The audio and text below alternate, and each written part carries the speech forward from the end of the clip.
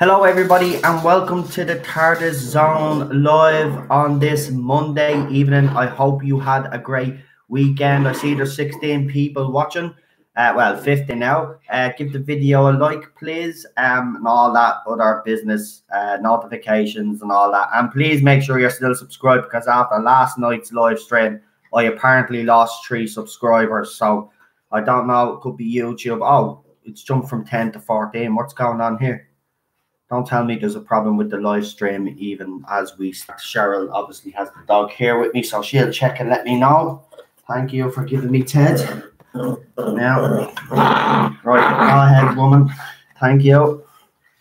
And she's going to check the live chat for me now to make sure that we're still up and running. We've got 12 according to me, so. Right, so Ted is not really interested. Right, so before we came on air, Gary, obviously in the live comments before they went off, actually brought up about a tweet or something that was on Twitter, Bradley Walsh in Portugal. Now, I've checked, there's nothing on the actual post about being on an aeroplane. I couldn't find that one. But strangely enough, I did find a photograph of him in Portugal with his son. Well, it looks like Portugal. I'm only speculating it's Portugal, but it's a sunny. It definitely is a sunny place. They're in shorts and they're wearing shorts with short sleeves. Now, of course, the other side are claiming that there's a break in the block of filming, right? Now, what's strange is that Bradley Walsh headed to Portugal on the day that everybody had come out and said that they were up in security, right? Now, if they were up in security on the day that he's actually leaving to Portugal, and by the way, he's actually promoting the second series of a show or something that he's in with his son, I think, or it's the fella that's playing his son or something that he's in the photograph with. So I find that a bit strange. If he's still working on Doctor Who, I don't know how it works in that aspect, but would he be allowed to promote a different show while he's working on Doctor Who? And I find it quite strange. He does actually have a house in Portugal. Cheryl checked. Cheryl is great for that stuff. Cheryl checked. So he lives in Portugal. Well, holidays in Portugal, has a holiday home or whatever you want to call it. So he has a holiday home over there. So because he has a holiday home, all the side, the damage control side, that's what we're calling them now. That's the term of saying they're being used in reference to them. So the damage control side are saying that, oh, there's actually a break in filming, right? So here's a question I've got, right? If that is the case, well, then how far behind is actually production, right?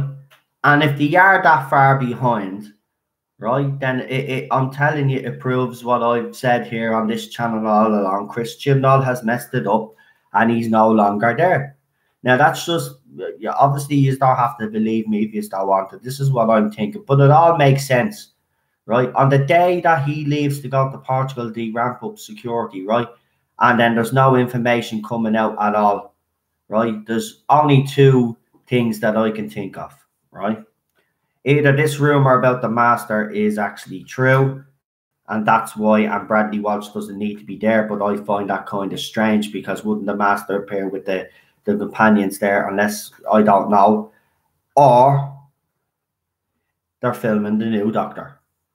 Now, this is just me speculating. This isn't anything from me source. So I'm just speculating this myself. So I want to make that clear, right? But everything is it just seems to me to be adding up. No appearance in San Diego Comic-Con. Then, obviously, then we had that Tolson Cole video, and then we had the Manique Gill Instagram profile. On one screenshot, you can see that Time Lord. There's a line on the Time Lord, and then on a Time Traveler, and then on another one that's crossed out. Then I also actually showed you in the same video, obviously the Tolson Cole 18-second video where he's asked the Jodie Whittaker do her lines, which was strange, right? And now this, and then all the other stuff that we've been covering. I'm sorry, but even the defenders of this, you have to admit that this is strange. And if you are coming out and saying that they are on a bit of a break from this block of filming, then how far behind are they really? Seriously, actually, how far behind are they? Because that just seems strange to me. I mean, the series is supposed to drop early 2020. That was the original plan. Obviously, we spoke about it here on this channel, and it might be obviously pushed further ahead because obviously, like, they're so far behind. But how far behind are they? Or is it everything that we spoke about on this channel is actually playing out in front of our eyes? Again, I didn't want to start the stream by doing this, but of course, every time something seems to pop up, and you know, I have to address it. So, I mean, I don't know how you all feel about it. You can let me know in the comments. I'll obviously do the normal shout outs now and see who's actually here with me tonight. If you like what I'm saying so far, please give the video obviously a like, subscribe if you haven't subscribed to the channel.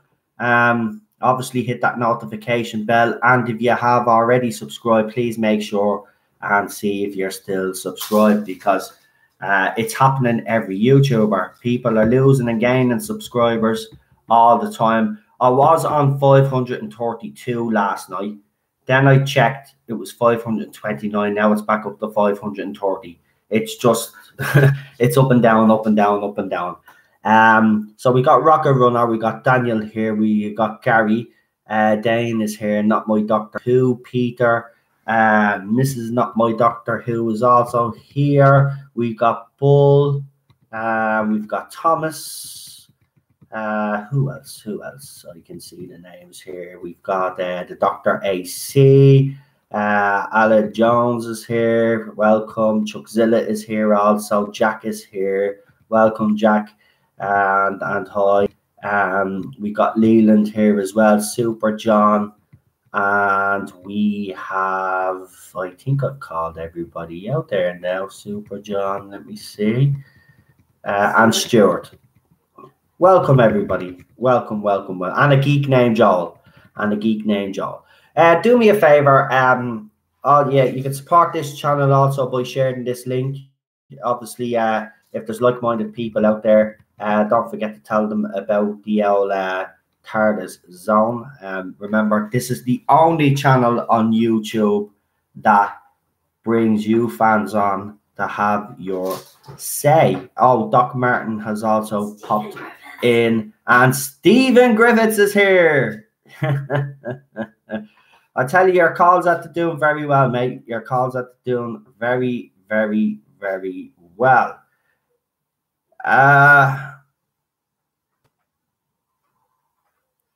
So yeah, so that is the Doctor Who news. It's interesting, and I mean, even the people that don't want to believe this, if you still believe that everything is rosy, I'm sorry. I mean, I just find it strange that if they're still filming, they take a break right now. He'd be off in Portugal, at the same time that apparently they were ramping up security. Don't know how you guys all feel about it in the comments.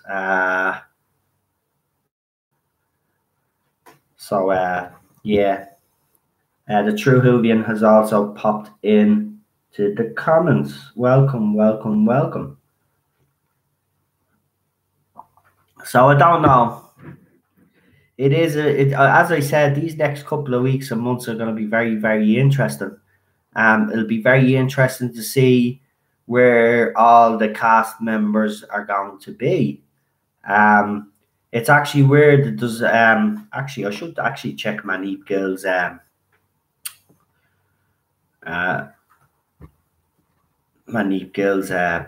Twitter account, because it'd be very interesting. Here she is. Let's see if she's anywhere sunny. Because if she is anywhere sunny, then obviously they're all together. Or they assume they're all together.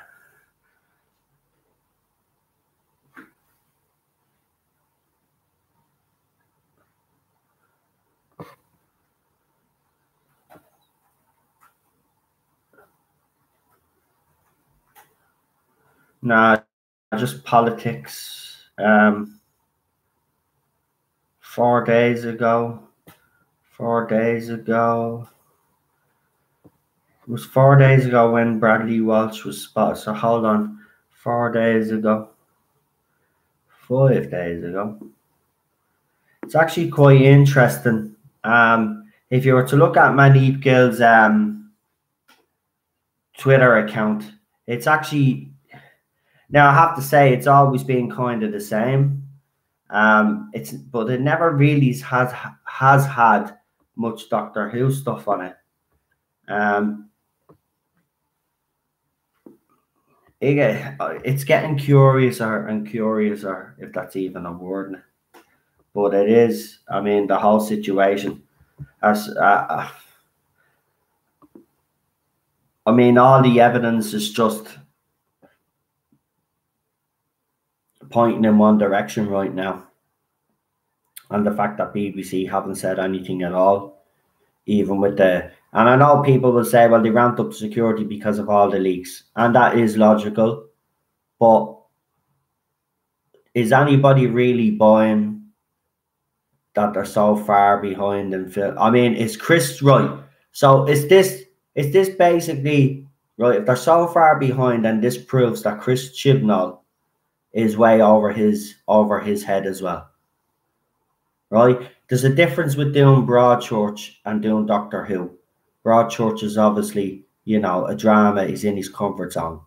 Doctor Who is a totally bigger show, right? What is that? What's happened? He's way over his head, because remember this channel reported earlier, few months back, about, you know, scripts half done, reshoots, the whole lot, the whole shebang. Like, so how far are they really actually behind? Seriously, they're either so far behind, or, as I said, and as I've been saying from day one, something's gone on behind closed doors. Who else is? I see Unknown 289 is here as well. So I'm going to start taking user calls in about 5 minutes time, but I don't really want to talk about this in the phone calls. This is just something that I just wanted to talk about. So if you want to tell me how you feel, tell me how you feel in the live comments there. I'll read out the live comments for about 5 minutes, and then I'll start taking user calls on. Tonight's topic is obviously, as we spoke about, either your favorite Doctor Who episodes of classic New Who era, the most underrated, the most overrated, and obviously ones that you disliked. Obviously, I don't want this conversation to kind of focus on you know who. Once we get all the comments down on the live comments, I won't be bringing up Whittaker or Chibnall in the conversation. This is from, as I said last night in the video, from William Hartnell to Peter Capaldi. You pick your favorite episodes, obviously underrated, overrated, and episodes that you actually disliked. And then on Wednesday, then we'll be talking about the companions, as we spoke about. All right, so that's the topic of conversation. So if anybody wants to join in, obviously leave me a message on Messenger right now, and whatever order I get them in on Messenger is the order that I'm going to ring in people tonight. And I think that's fair. Instead of writing down a list all the time, I know loads just want to ring all the time, but I'm trying to think of the easier way. So if you really want to come on and talk tonight, you are the ones that know the Messenger. Join on Messenger now, and send me a text, and I will bring you on in the order. And obviously, for fairness this time, because I have been letting calls run a bit longer than others, and it's only fair that everybody gets the same amount of time. So 15 minutes is a bit short, so I was thinking we'll add an extra 5 minutes onto it, so 20 minutes for each caller, right? And obviously, I will let you know when there's 5 minutes to go, so we don't go over it, because I'm going to be very strict on it tonight, because there's loads of people supposed to be coming on tonight, so I want to get as many calls in as possible. So I'll just check now. I think I've got a couple of messages coming in now. What? Just cover it up. I don't. What am I saying? What? Gary said maybe suggested that. Joel said suggest a business email where people can contact with you without it being messenger, so you don't get like whatever. Just negative. All right. Yeah. Well. Yeah. We'll refine it. Obviously, like, you know, as I said, I'm open to suggestions. Obviously, like, I'll obviously eventually scrap all this, and we'll take phone calls a different way. Just right now, this is the handiest for me. Right, so I see I have loads of messages on Messenger, so I'm just going to see what order they popped up in first. Right. So the order that they've popped up in first, right, just to let you know, so Neil is going to be on first, then we have Daniel, and then Chuck obviously wants to come on as well. Dan said he'll drop in later on, and of course Stephen Griffith says he'll come on and have a rant. Actually, do you think? Yeah, I know. Would the rest of you mind if I brought obviously Stephen on first, because, or would you like me to wait and bring Stephen on for the last call so we can have him for a little bit longer, because everybody enjoyed his call? Stephen, wherever which suits you, and if everybody is willing to let you go first, or would you rather go last? Let me know. I said it's true. Hoovian says first. All right, so one vote for first. Well, Stephen says he'll come on later. It doesn't matter. So it's settled. Right. So hold on. I just seen a message pop up on me, Yoki.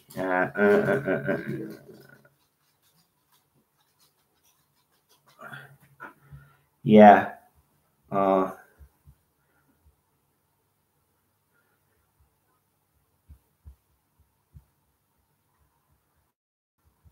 I might need you to take over 5 minutes time, Cheryl. Okay.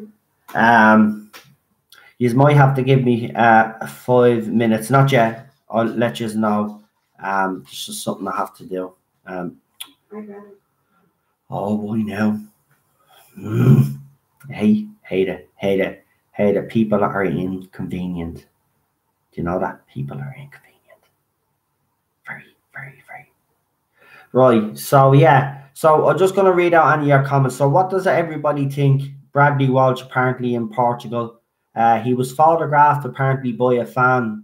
And then I've seen a photograph myself on Twitter where he looks like he actually is. If you actually want me to show you the photograph, if I can, I'll actually show you. And it was put up 4 days ago.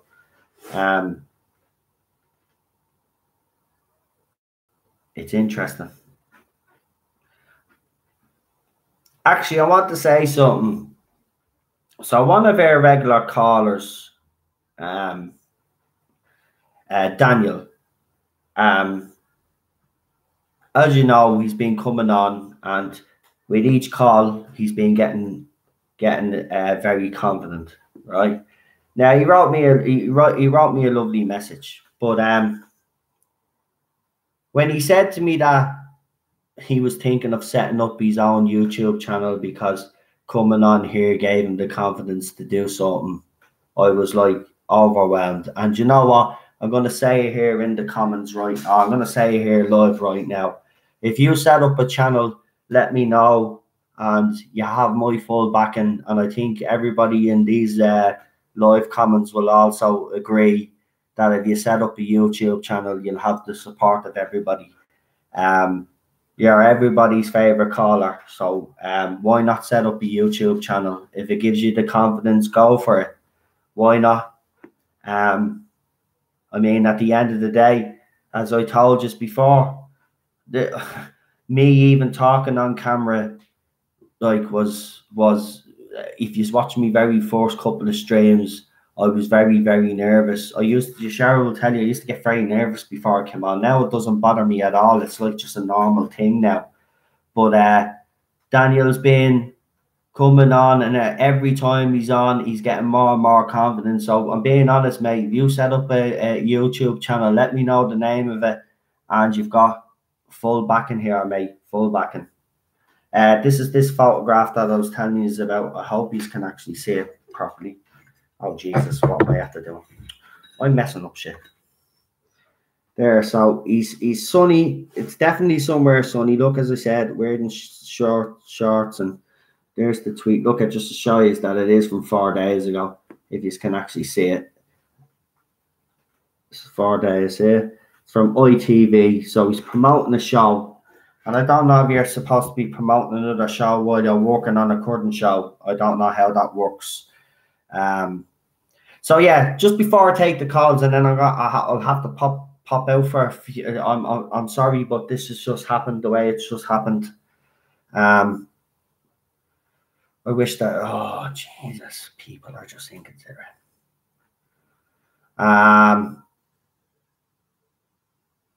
Yeah, he's probably not needed as of now. Yeah, but come here. Then I asked the question again.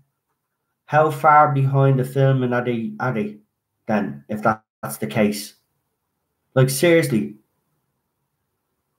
You know what I mean? It's like, it's ridiculous. All the evidence is pointing. Like, so they ramp up security on the day that he leaves to go to Portugal. I'm sorry, that doesn't make any sense. Why would you ramp up security? Because even fans have said it, that they've been restricted on what they've been allowed to see now all of a sudden.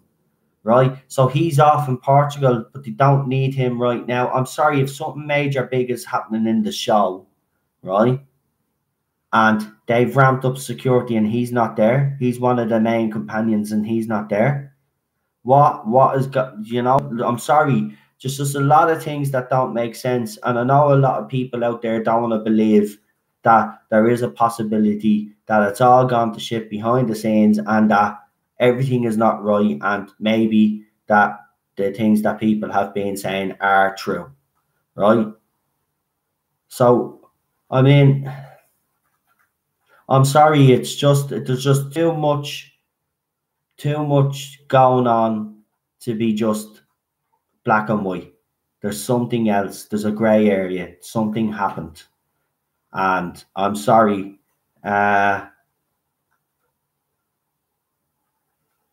What's this now? Just ignore it, Alan.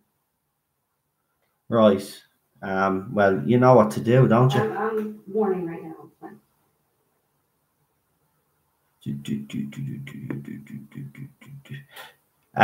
Could the security be for the BBC in general?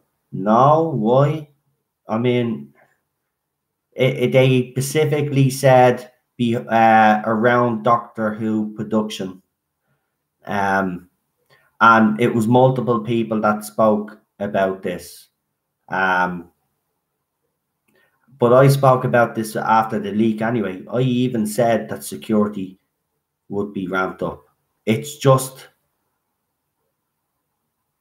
doesn't make sense. I'm sorry.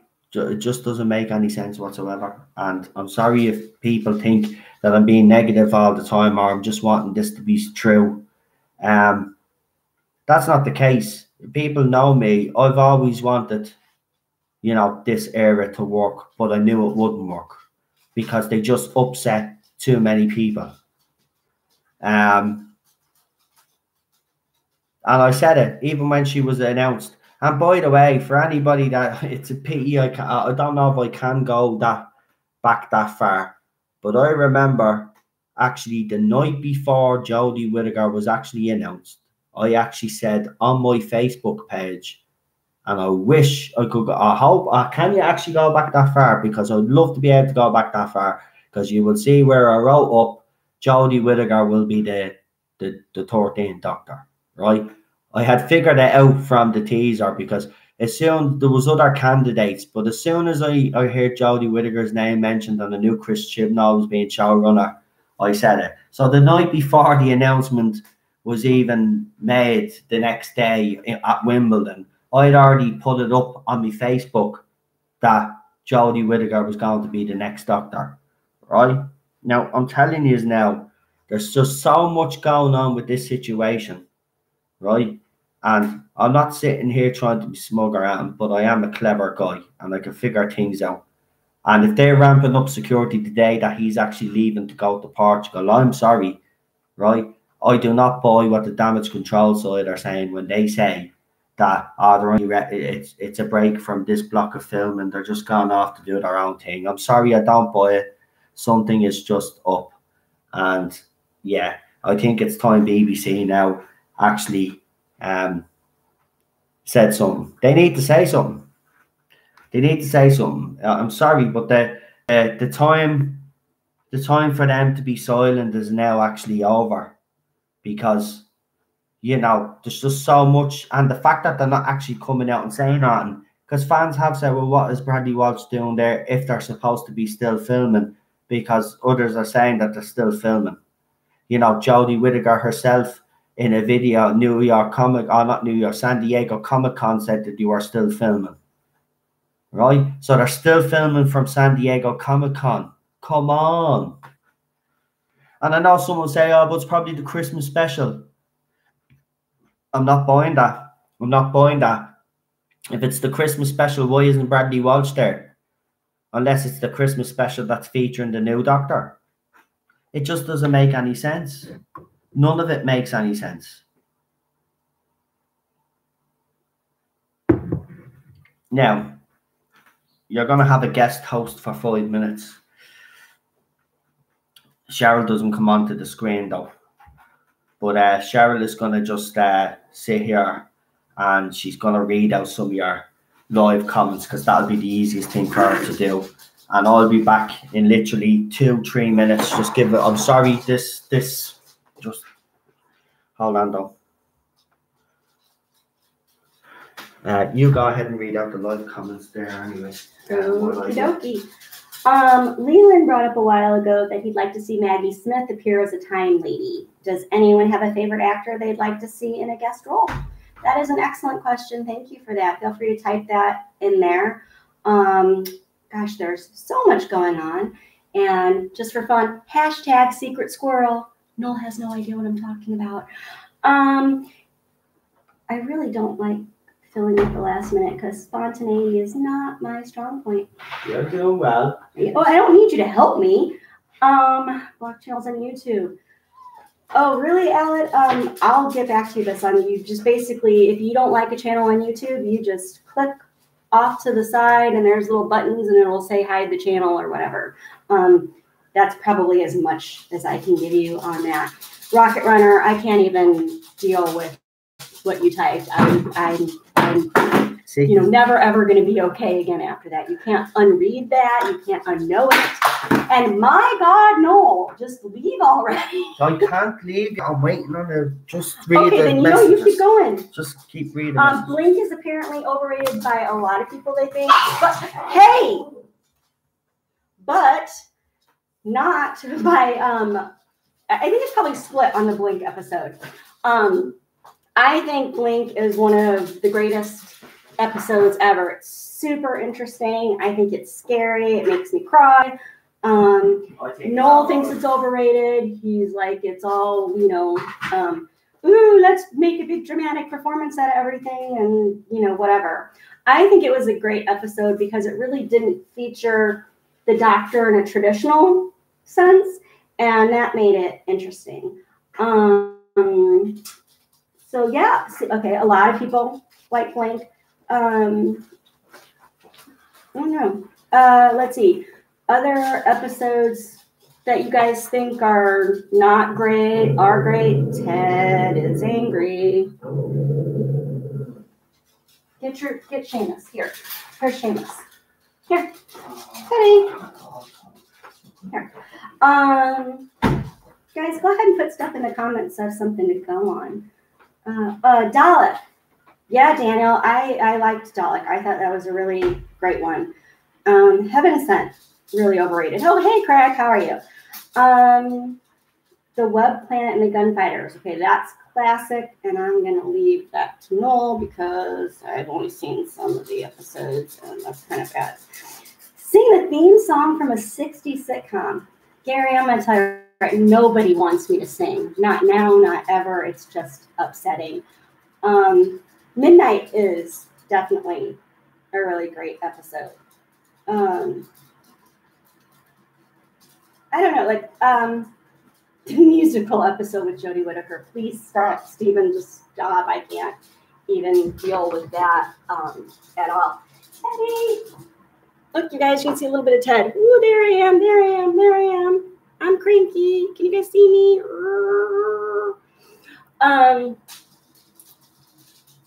Sing a song from The Sound of Music. Again, nobody wants that at all. It's just not good. My singing makes young children weep. It makes Teddy bury himself under the blankets. How about who you would want for the doctor? You. I think there's a lot of people that could be strong contenders. Of the current people that are possibly in the mix right now, I would say that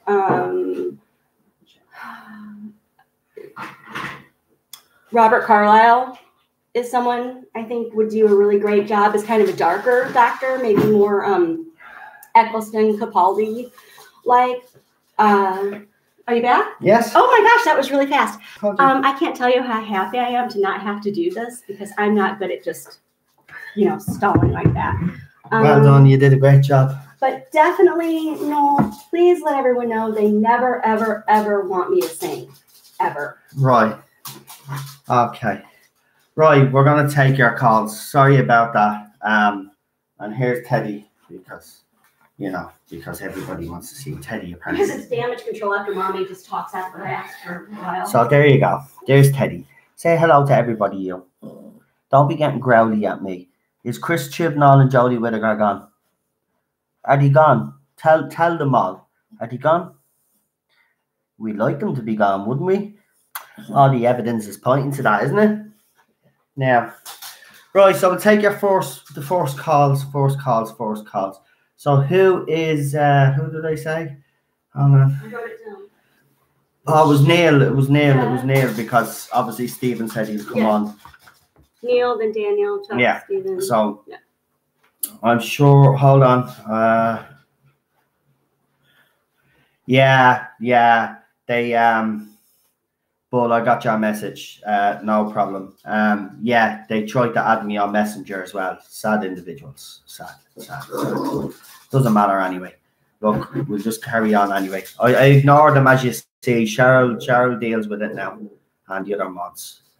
Just make sure you get rid of them straight away. I don't want to be listening to any of that crap anyway. All right. Oh, it might be a bit too loud.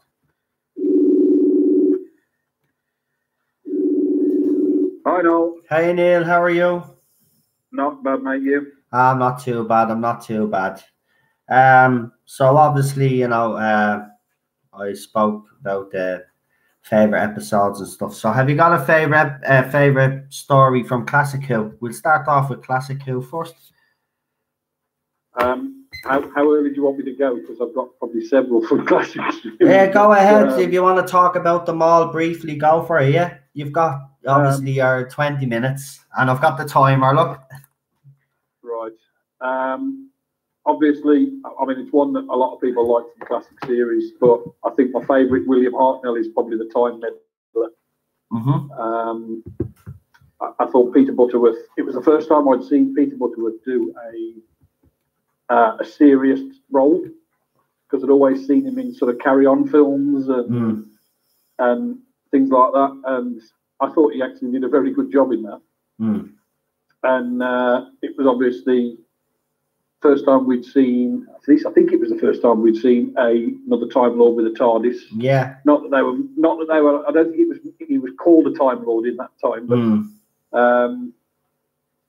somebody else with a Tardis and all that sort of stuff. And to me, that was obviously I didn't watch it when it was first on, but I watched it on the first time that they reran them on UK Gold, I think it was. Yeah, UK Gold. Yeah, and that was the first time I watched the Time Meddler, and well, it was the first time I'd watched any, apart from The Unearthly Child. It was the first time I'd watched any William Hartnell. And I didn't think, because I was a child in the sort of late 70s and colour was already around, I didn't think that I'd be into the black and white stuff. But because some of them were so well written. Yeah. You sort of forget that the black and white stuff, you forget it's in black and white. Yeah, exactly. So, yeah. But so I mean, that one was probably my earliest favourite story. Yeah. Moving up to Patrick Troughton. That's a difficult one. Yeah. Because I like quite a few of Patrick Troughton's. I really like the Two of the Cybermen. Right. It was, I thought, one of the better Cybermen stories. Because I mean, there were quite a few around that time of sort of end of William Hartnell, and then through Patrick Troughton's run, he did quite a few Cybermen stories. But I did really like the Two of the Cybermen. Yeah, it's not bad. Not bad. But if we're talking all-time favourite one, that's going to be a difficult one. But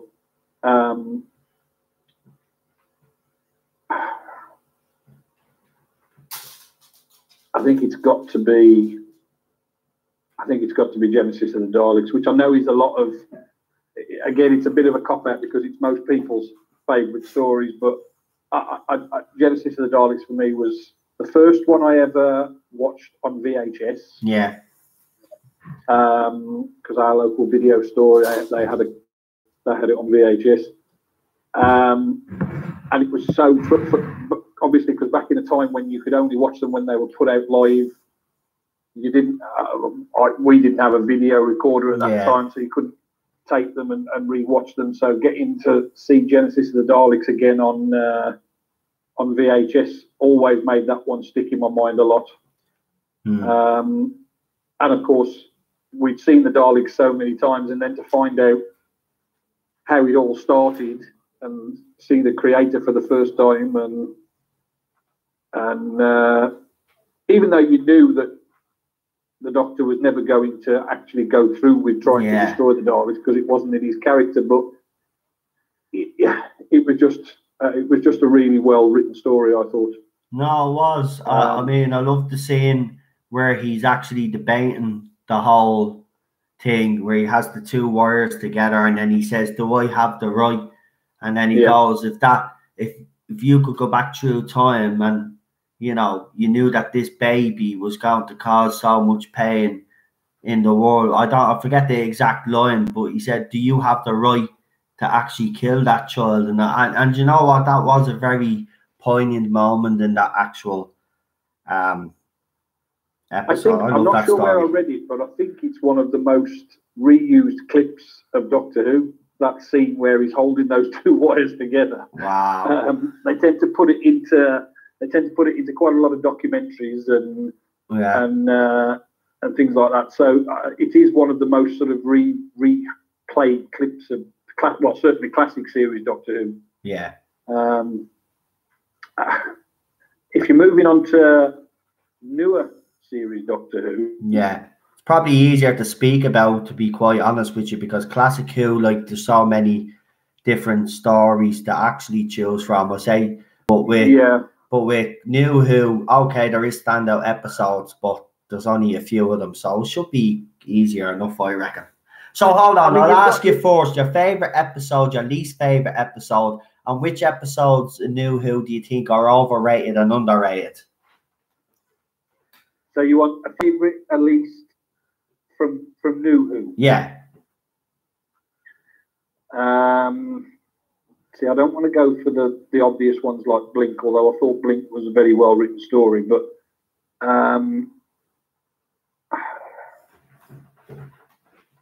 if I'm being honest, I think the oh, I'm having a mind blank on the title.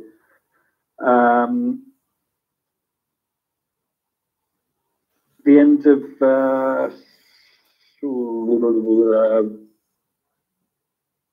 is it season 4? Series 4, sorry. What was it? Torn Left? Turn Left was a very good story, but I actually did enjoy the 2-part finale. Right. And I actually think that one, because of the Daleks coming back in it, and obviously bringing all the current companions back. They could have done with throwing some more classic ones in there, I think. But I actually think that was my favourite story of the new run. Probably not everybody's, but yeah, that's it. The Stolen Earth was the first part, and what was the second part called? Journey's End, was it? That's it. Yeah. Journey's End. Even though everybody knew that it wasn't going to be a regeneration at the end of that episode, it was quite nice. Nobody knew that was coming. So I always thought that was quite a good New Who story. Least favourite. Oh dear. There were only a couple that I thought were atrocious, and I didn't like the one about the girl who scribbled things. Was it Fear Her? Yeah, I don't like Fear Her either. Yeah, I didn't like that one. No, not a fan myself. I like the concept, but I just don't like the execution of the episode. Yeah, there weren't many episodes of Doctor Who that I got bored in, and that was one that I got bored in. So yeah, that's probably going to be. Actually, no, I don't think that is my worst one. I think The Caretaker in Peter Capaldi's run is my worst one. Wow. That one. Did you like that one? I did dislike it, but I thought you would have went actually for the obvious one, which everyone picks, which is Hellbent, the one after Heaven Sent. Now, you see, I know you've talked about Hellbent a lot. Yeah. But as a fan of Classic Who more than New Who, because if I had to choose, it would always be Classic Who. I actually enjoyed Hellbent because it had a classic series Tardis in it, and that kept the episode out of my sort of worst episodes for me.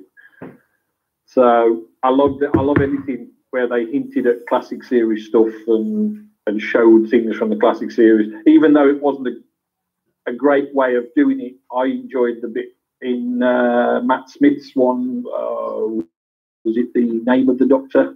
Yeah. Where all even though you could blatantly tell it was other actors in some places, but you could see all the classic series Doctors running about and things like that. So if they threw something classic series in for me, it kept the episode from being awful. Right. But I mean, that's just me.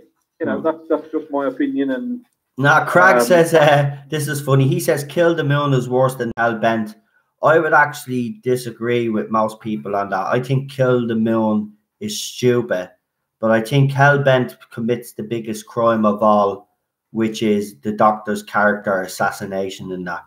To actually pick up a gun and shoot another fellow Time Lord, I'm sorry, doesn't sit with me, never has, and that's the reason why I don't like that. I know you have your different opinion on it, but I have strong feelings on this. I didn't like that scene at all, and the fact that not only did the General turn into a woman, they hammered home the point of how inclusive and diverse that they were, that they made sure that the woman was a woman of colour, just to hammer home the point, look at us, we're great, look at we even have a black General Time Lord. I'm sorry, just that scene still doesn't sit well with me. Even the fake regeneration scene that he did in that season as well didn't sit well with me. It was like, I think that was put in because obviously we found out later on that Chris Chibnall, I knew this wouldn't. I see where you're coming from with the stuff about the regenerations, because although I didn't hate it with as much vengeance as you've just said, yeah, I sort of side when that scene happened and she stands up and says the line about the testosterone and all that sort of stuff. But by this point, I'd already resigned myself to I knew that they were going to change the Doctor to a woman at some point. I was hoping it wasn't going to happen, but I knew they were going to try and do it. Exactly. So all these things that they started throwing in, I mean, if I'm being completely honest, in Matt Smith's run, I knew they were going to do it at some point when they started going on about the what was he called with the snake tattoo, who was a woman once and still had the snake tattoo. And, the Corsair. That's the one. Yeah. From that point, actually, no, even earlier than that, from when he regenerated from David Tennant to Matt Smith, and he makes the line that I'm a girl. No, I'm not. I've just got long hair. I knew it was coming.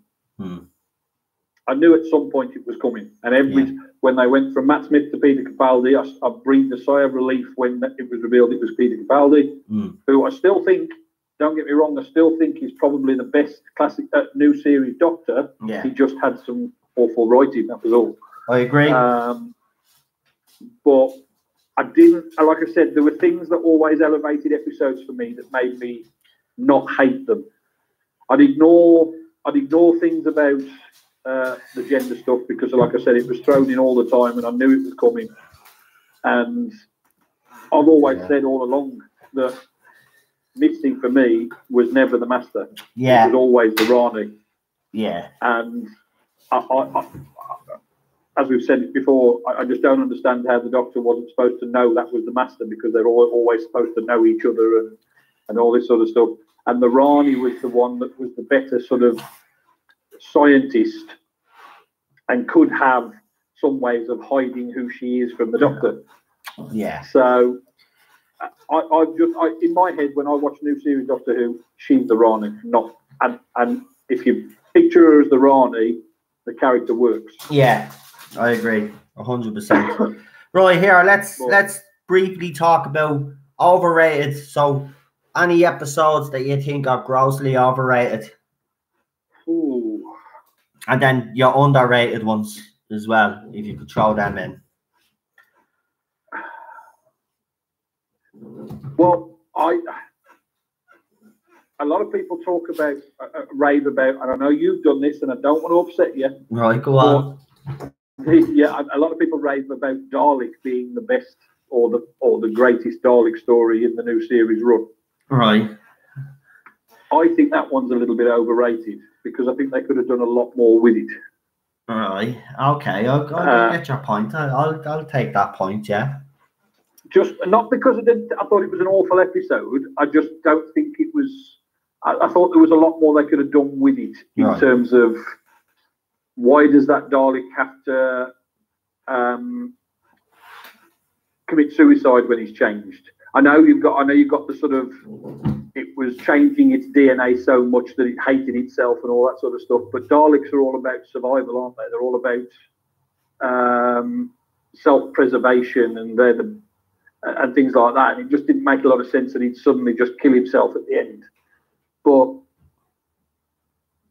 I suppose that, you know, as the first one when it came back, as the first Dalek story when it came back, they just wanted to tease you with the Daleks, basically, and then obviously you got the big Dalek story at the end of that series. But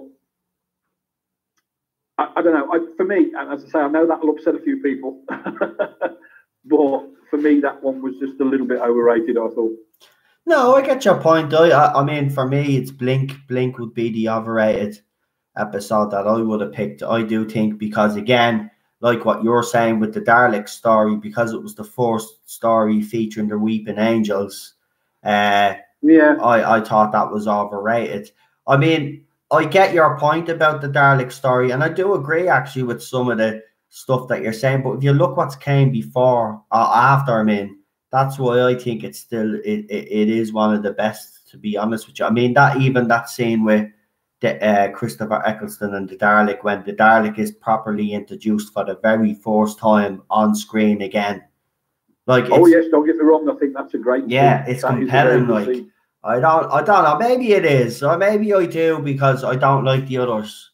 maybe I'm being a bit biased, but yeah. I just thought in terms of Dalek stories, that's why I like Stolen Earth and Journey's End so much, because that's the Daleks back to their sort of, we are the best thing in the universe, we're going to wipe everything else out.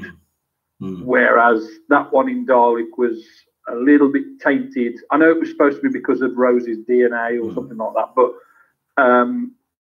that one was a little bit tainted for me, and I just didn't think a Dalek would commit suicide that easily. I think it'd try and take everything else with it first. No, I agree with you. No, yeah, make a valid point there now that you actually bring it up. But if we all agreed on everything, then this world would be very boring. So. Exactly. So if that's overrated, what's your underrated? Now, I like an episode that I don't hear many people talk about. And if I have heard people talk about it, they don't like it. But I like, and again, we're talking Peter Capaldi, and it's the Mummy on the Orient Express episode. Right. Yeah, I like that one myself. It's silly, but I like it, yeah. I just thought that was the Doctor being more doctorish than I'd seen him at that point. And, you know, the fact that he, from the sidelines, people thought he was being very selfish and didn't care about other people's feelings, but what he was actually trying to do was just solve it and find out what was going on. And I enjoy that's, for me, is probably the most underrated episode. I know there's probably more obvious ones, but I tried to go for something a little bit left field and people aren't gonna think about. But I did actually enjoy that one. Yeah, it's not bad actually. Yeah, the concept is actually very good. And Peter, yeah, I like Peter's performance in that. He was trying to make up to Clara in that episode, wasn't he? Oh, it was their goodbye trip or something it was supposed to be. Yeah. I mean, how many but at that stage, how many times was bleeding Clara leaving? 1 minute she was gone, next minute she was staying, then she was gone again. It was a bit like Ross and Rachel out of Friends. Are they or aren't they? Just get it on. Well, if we're talking about sort of which sort of backstories were the worst, then the Clara and Danny Pink was the worst one for me. That was the thing that ran over the episodes about Clara falling in love with Danny Pink and him then getting killed and all that sort of stuff. I like I've said before, I don't like the soap opera elements of Doctor Who then. Yeah. So I agree. When you've got all that sort of backstory going on, it takes away from the sci-fi. Yeah. So, do you know what's funny though? People never rarely bring this up. A few people actually have. So if Danny Pink died, how was Clara able to see future versions of him? Wibbly wobbly Tommy Wine. Oh, I know. Don't get you know what Stephen Bleeding Moffat's answer to figuring stuff out that he can't sort out because he's I tell you, see that saying, I do like it. Right, don't get me wrong. I threw that in just to please the new. But I do like it. But it symbolises lazy writing. That whole saying. Oh yeah, absolutely. Oh yes. So yeah. But yeah, I mean, it's for me. It's because I grew up with the classic series. There's not been much. Although I watch it because I'm a Doctor Who fan, and I won't not watch it. New series has not really hit the heights for me as classic series has. Yeah, no, I agree with you, 100%. Right, so we'll you're obviously going to come on again on Wednesday, aren't you? I heard my timer. Yeah, I heard my timer. I know my time's up.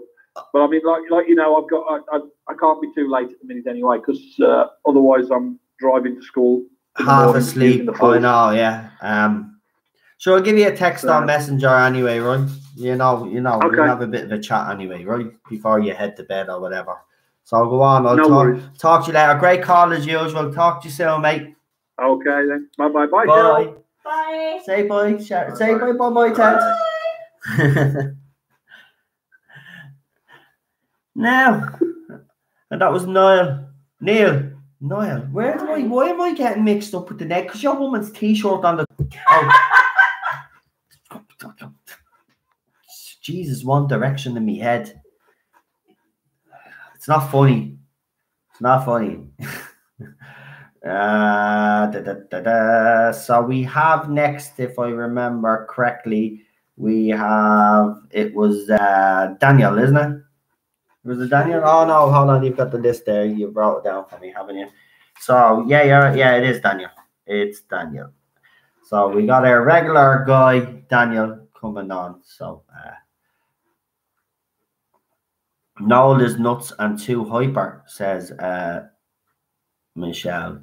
I think I've been quite calm tonight. Where is that? It's the second last comment that came up. I just saw it now. Yeah.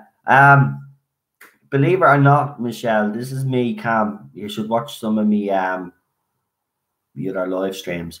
Yeah, it's been a while. I don't want to neglect me moderators. Thanks again for doing a great job tonight, as usual. Oh, damn, I forgot to actually say to Neil, give your channel a shout out. So, Not My Doctor Who on Facebook.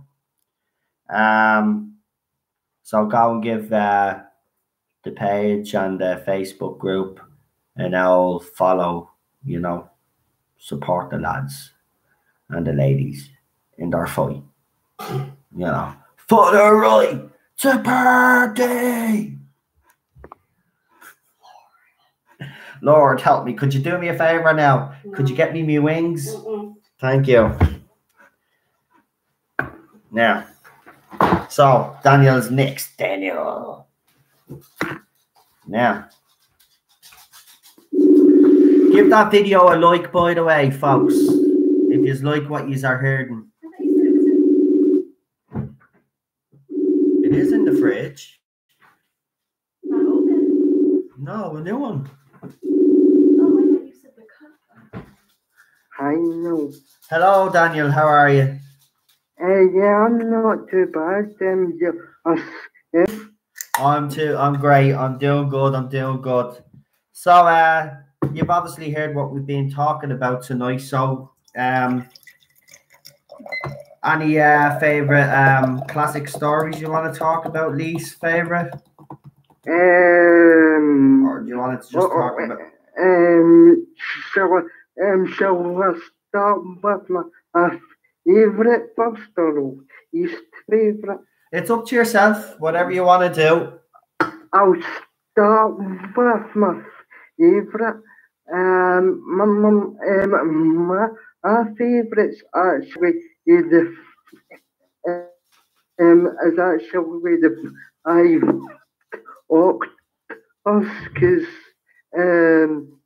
I just enjoy that story, and obviously with the passing of Terence Dix's it holds a special place in my heart. Yeah, I like the Five Doctors. I have it there. We just actually watched it. When did we watch that? We watched it last week. We watched it again. Like, we've watched it. Seriously, we've watched it over and over. Actually, Cheryl loves it as well. The fact, obviously, that there's all the classic doctors in it. Yeah, it's a great story. Great story. So that's your favorite. So, any your least favorite classic story? Again, I'm going to delve into Peter Davidson's era and say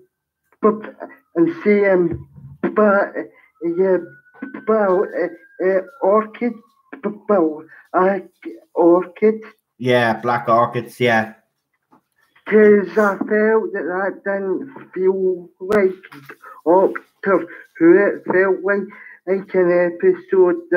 It felt like an episode of some or something like that. Though it's hard to wear any sci-fi in it. Yeah, I agree. Ted, see what he's doing? Yeah. I've just got Ted on my leg there, Daniel. He's just looking up at me. Can I come up? Can I come up? I want to hear what's going on. All right, so we get straight into New Who. You'll probably have plenty to say. So Yeah. So you're right. So we'll start off with your favorite, obviously your least favorite, and then after that, then the overrated episode or story you think, and then obviously the most underrated. Obviously, Okay. go ahead. So my favorite, so my favorite, so my favorite so my favorite in the series episode is a Christopher Eccleston episode, and that as basically there's hardly any faults in it, so I kind of disagree with the last caller, Neil, but he's entitled to his own opinion each day, so each to their own, I guess. So. That's that's it. So that's your least favorite, is it? And can I ask you why it's your least favorite?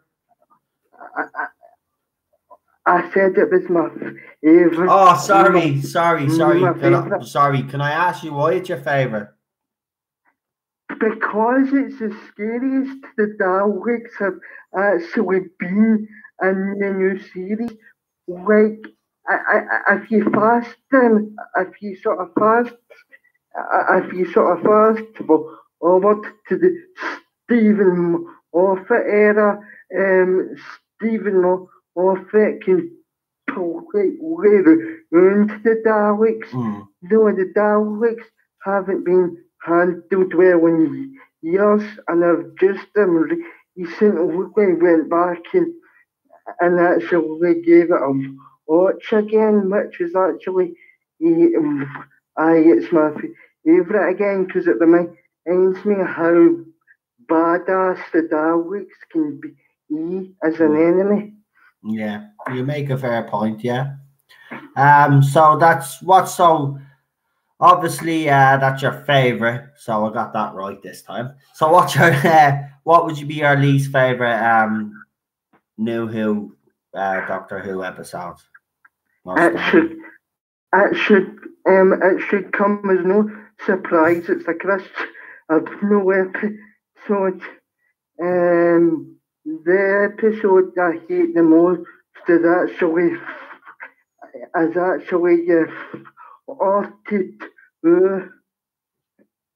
Is what? Sorry?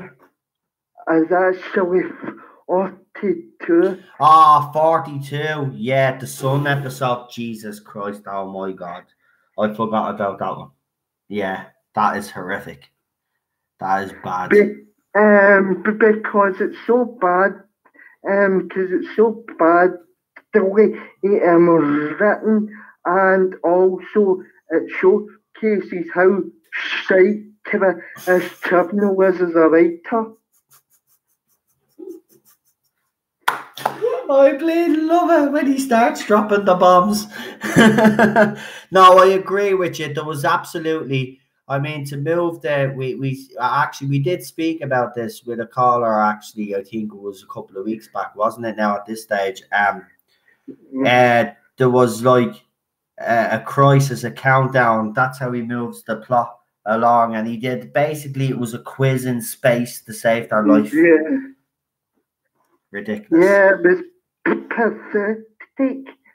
Even an 8-year-old can write a better script. I agree, but that's true. It was so bad.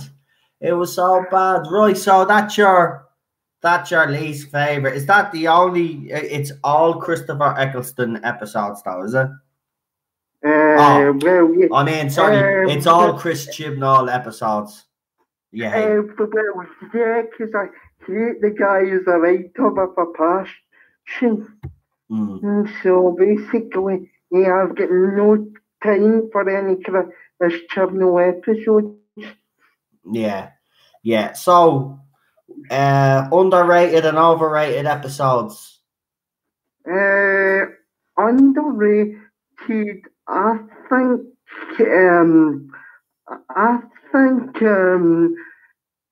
I think Capaldi's very first story where the Earth is underrated.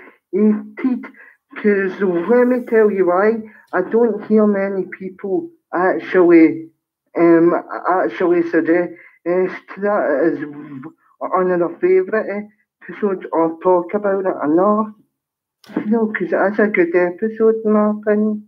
No, I actually do like that episode. We watched that a lot. Deep Breath as well, the one with the dinosaur. That actually is, no, I like that.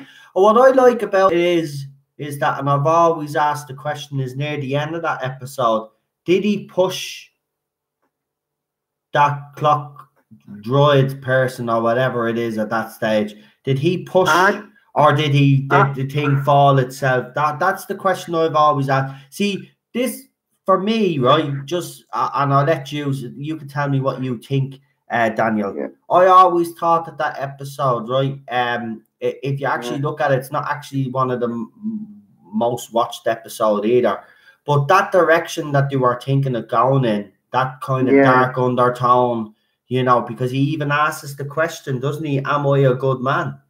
So I mean, and that's actually one of the reasons that pisses me off about his era, though. He had a great character already in Fallon, Unorphan, but Stephen Moffat has to change the goalposts for each of his series, basically, and it's annoying, though. Yeah, I agree. What? Because you said something to me and I thought you wanted to write it down. Sorry, Cheryl was trying to get me attention and she was obviously trying to tell me something. So I threw her a book and a pen to write it down. And then she says, "What did you show that to me?" I'm sorry, Daniel. That's my bad. Right, so that's you think that's underrated, that Deep Breath. I do actually agree with you. I think it is actually quite underrated. I mean, even Clara's performance, Jenna Coleman's performance, and that didn't wreck me head. I actually do like the end of that episode. Oh, I hate her as a companion, but she annoys me.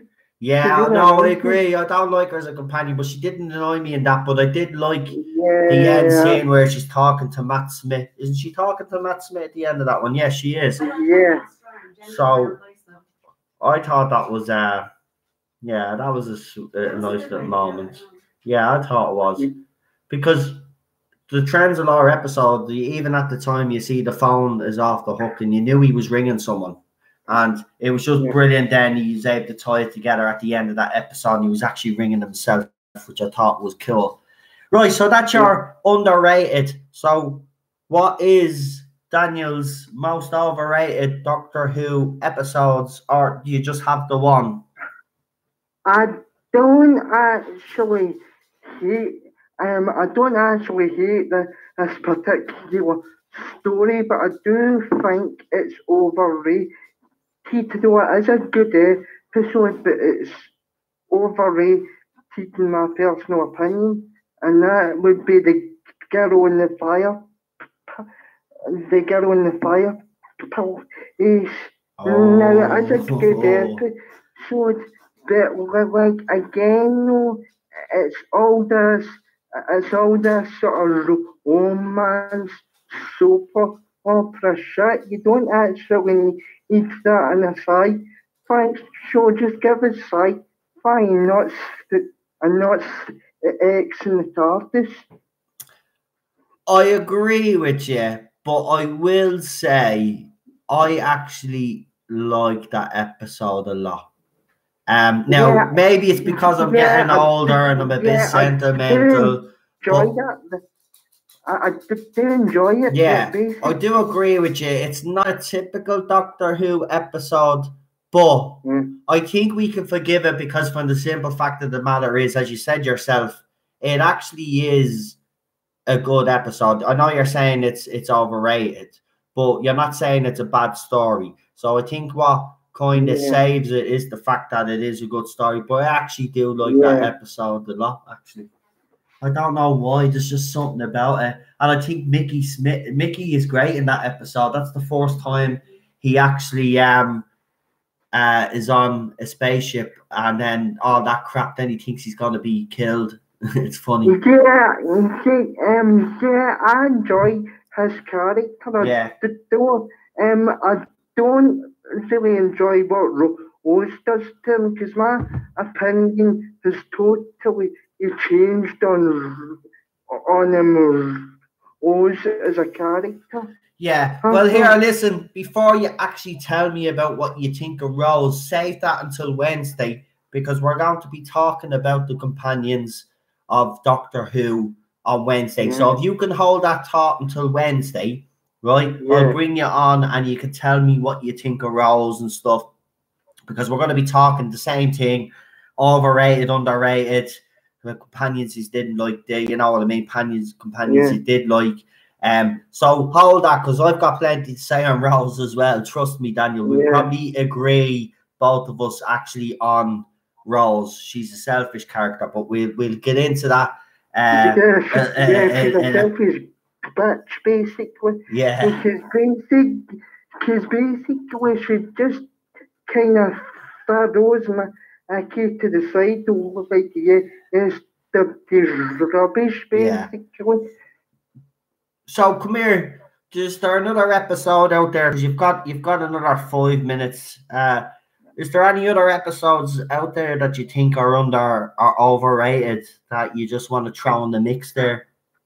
Cash to the Vow from the classic series is overrated in my opinion. Yeah, and why is that? I just sort of think that it's overhyped in my opinion. It's an okay story, but I wouldn't say it's a trailblazer. Right. That's a fair point. Is there any other stories from the classic era that you actually think are a bit overrated? World War?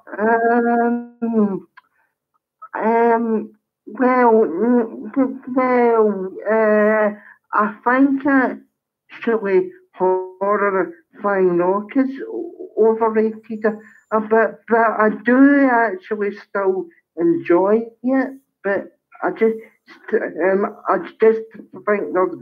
there's Tom Baker stories available to actually sit through. Yeah. Yeah, someone Super John says City of Death, and Paul says Rose was a selfish companion. I agree. We will get more into that on Wednesday about the companions.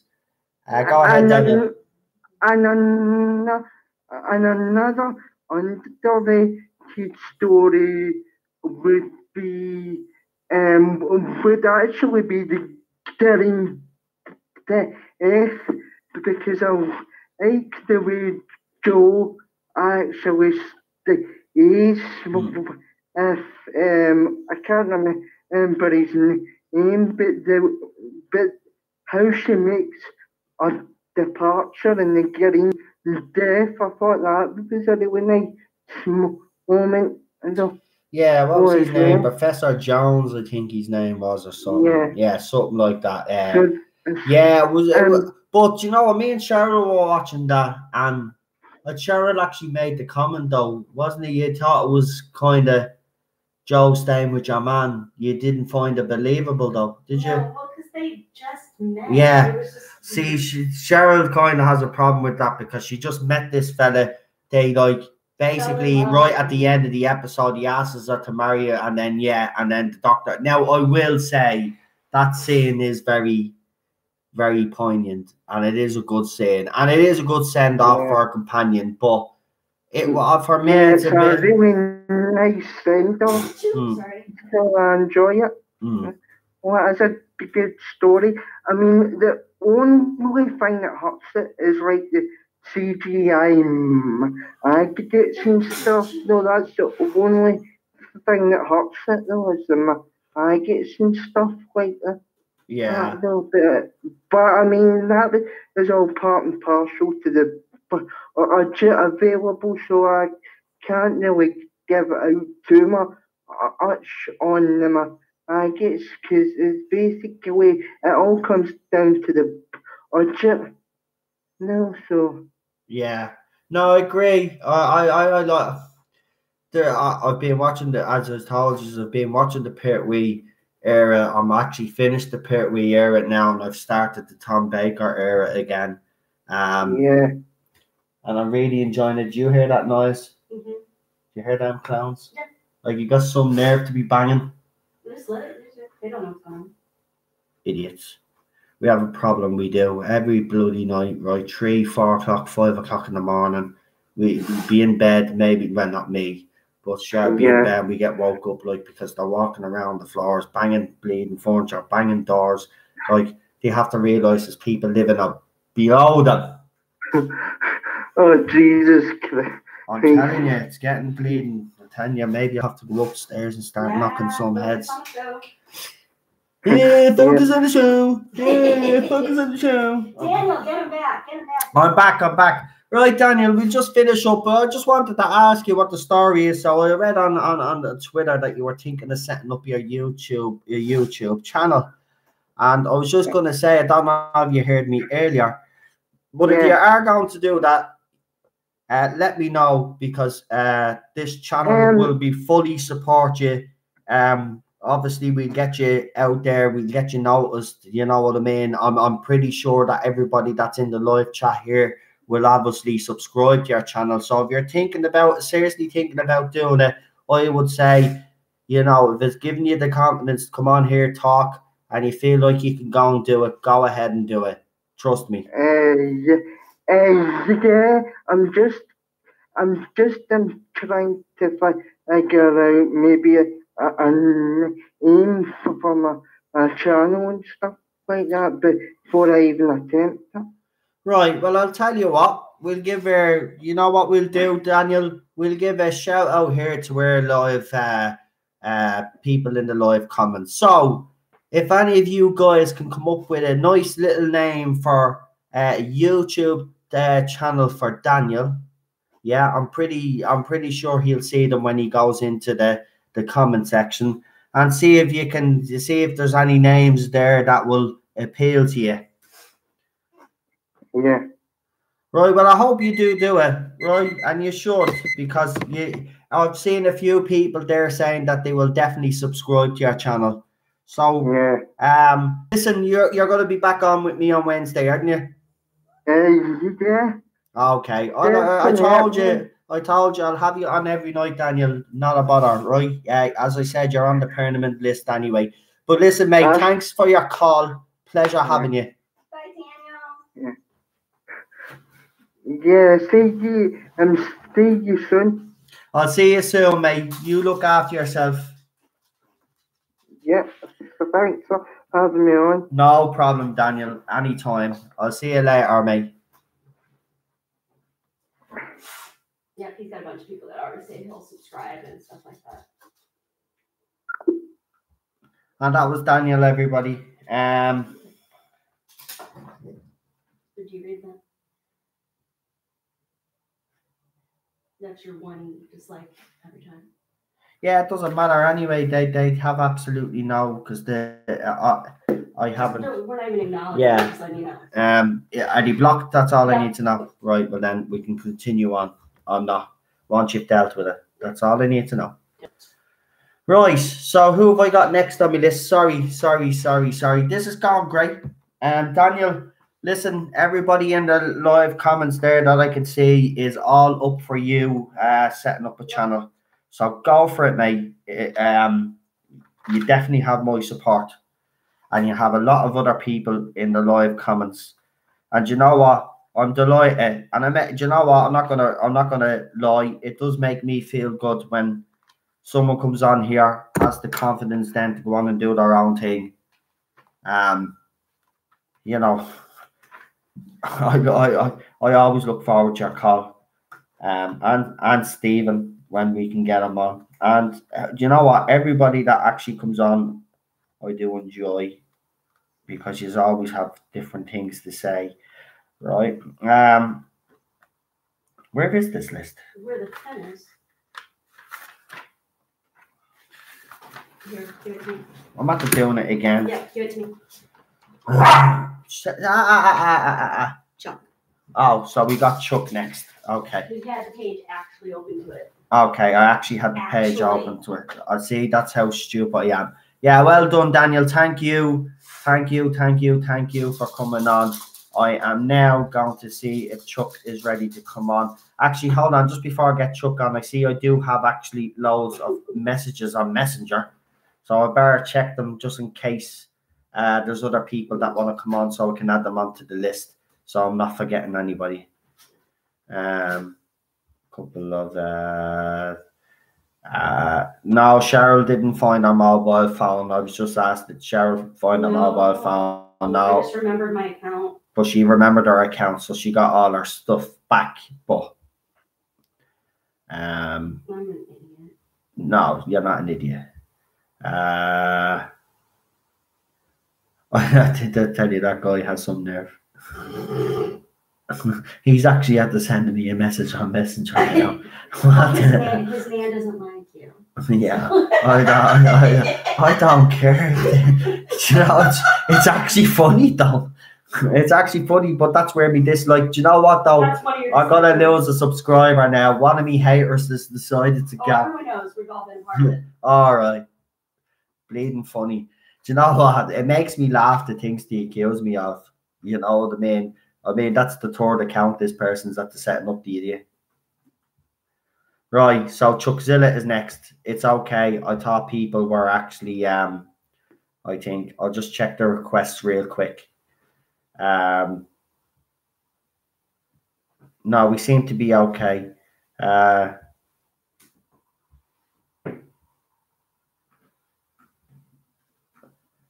Right.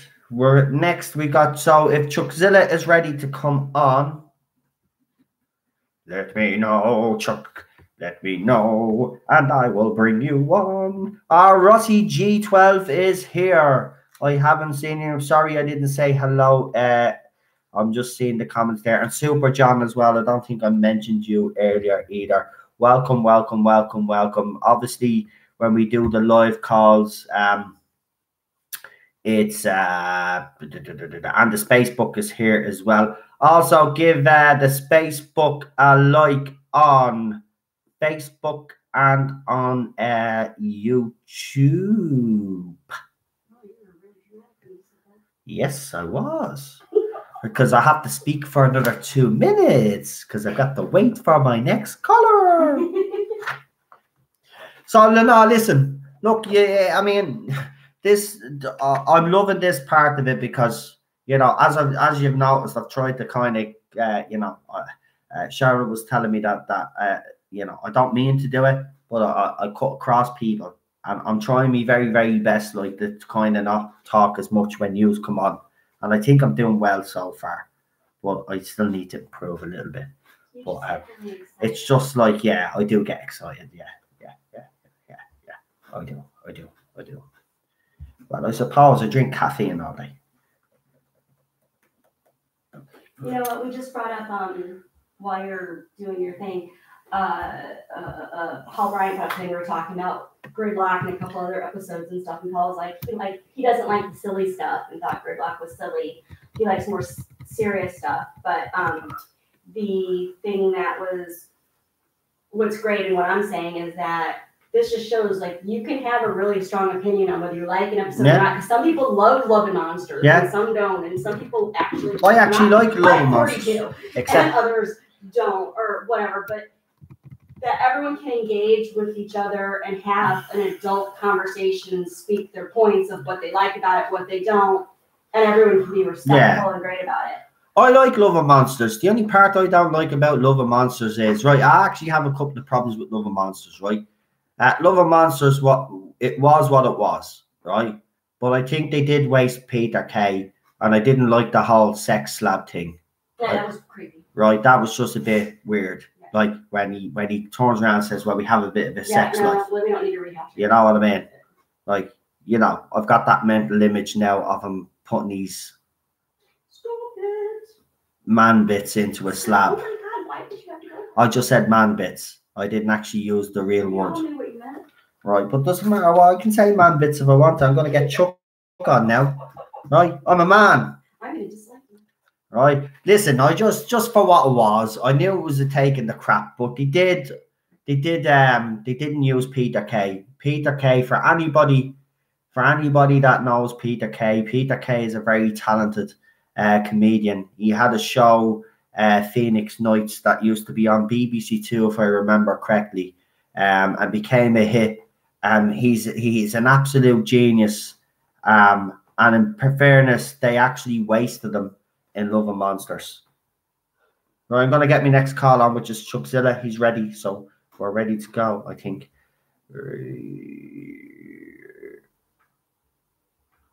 Or just make sure, because some people are having their dindins, you know. And I see Renee is here as well. Hello, Renee. Hello.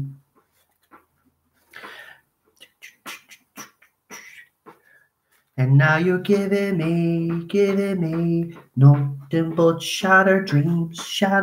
That's what I'll be singing to all the Proud Jody supporters. Yeah, great song. Should listen to it. Great song.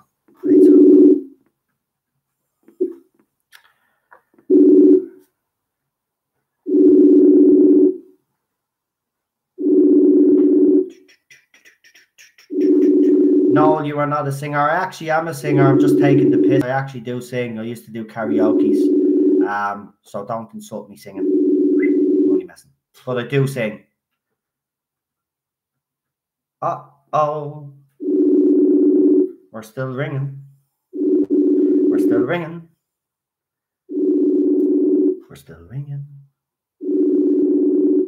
Right, we'll give Chuck a few seconds. He's obviously not ready yet. I got it. So hold on. We'll see what happens now. You missed it. No, I'm ringing you. I have to ring you, Chuck. Remember, I ring people on this show, because if you ring me, it's a bad connection. So I'll ring you again. Hopefully we get it this time.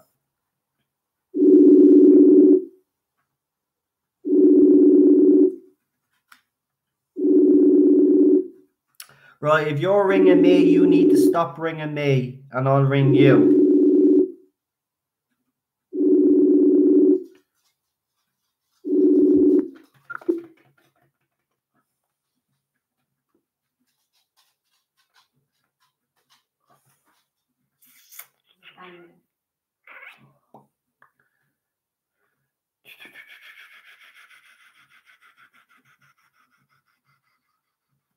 I don't know what's going on now. Okay, I just put it in the comments.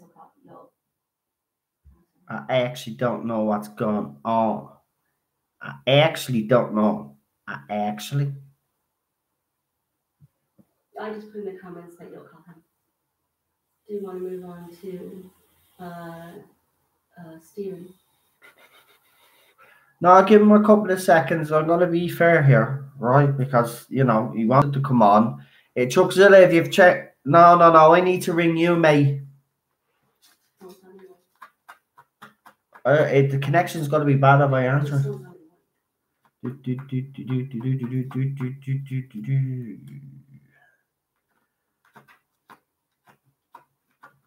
Remember, guys, it's a better... We have actually sussed out that if I ring you guys, it's better because, obviously... you know, for some weird reason, the connection is better. So, I'm going to try ring him again.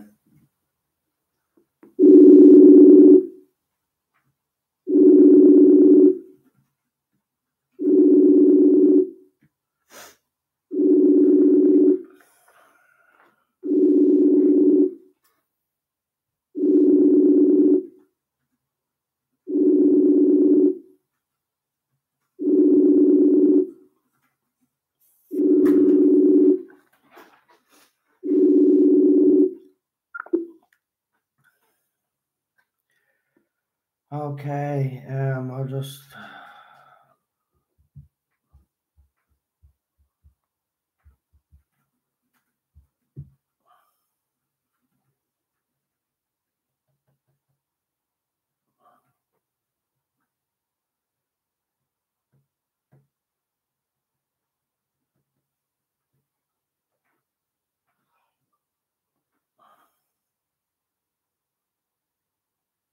Just hang on, just getting a response.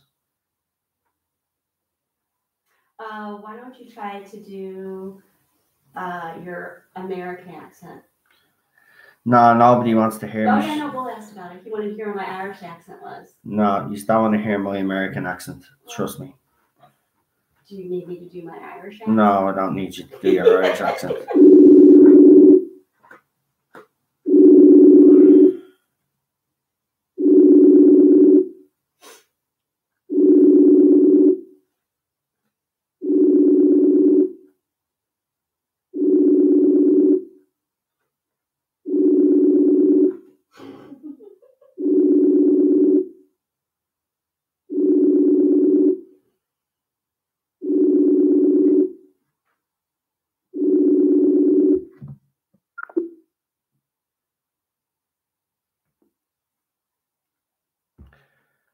Okay, there seems to be some technical difficulties with Chuckzilla there. So I'm gonna try move on to the next caller, which will be Stephen. So Stephen, if you're available, please let me know.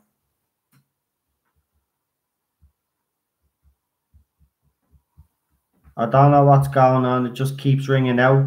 I've actually said to him that I'd ring you. He gave me a thumbs up, and I just I don't know. Maybe it's my phone, because my phone has been playing up earlier today with this memory business. Oh, your computer is acting up. Okay. Well, I'll tell you what I'll do before the end of the night is out anyway. I'll take another. Gary is coming. Isn't it Gary on after 12? Isn't it after midnight? Yeah. I'll bring you on. Don't worry. But you try fix your computer. If you need to restart your computer or whatever you need to do, go ahead, and I will bring you on. Don't worry. I won't forget you. So I'm just gonna optimize my phone just in case, you know. So we will see now if Stephen is ready. Oh, I wrote a message and that doesn't look right, Stephen. I'm sorry, man. No, I just wrote a message here. Look what I wrote. Come here. I'm sorry, but Cheryl's gonna laugh at this if she sees this. Cheryl, come here and look what I wrote to him. I'll just have to realise it. Ted! Daddy, do your American accent. Nobody thinks you're brave enough to do it. Please. Please. You just want to hear me American accent. Ted, they want to hear my American accent. They want to hear my American accent. He wants Nanny. I'm from the United States of America.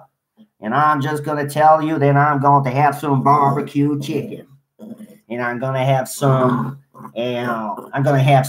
cornbread and some hash browns. And I'm going to eat some dog. Yeah. Oh, Daddy.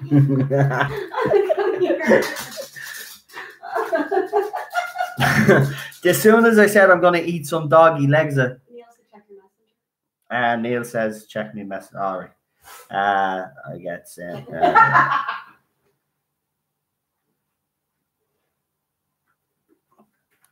Yeah, there'll be no problem. There'll be no problem. I'll bring anybody on.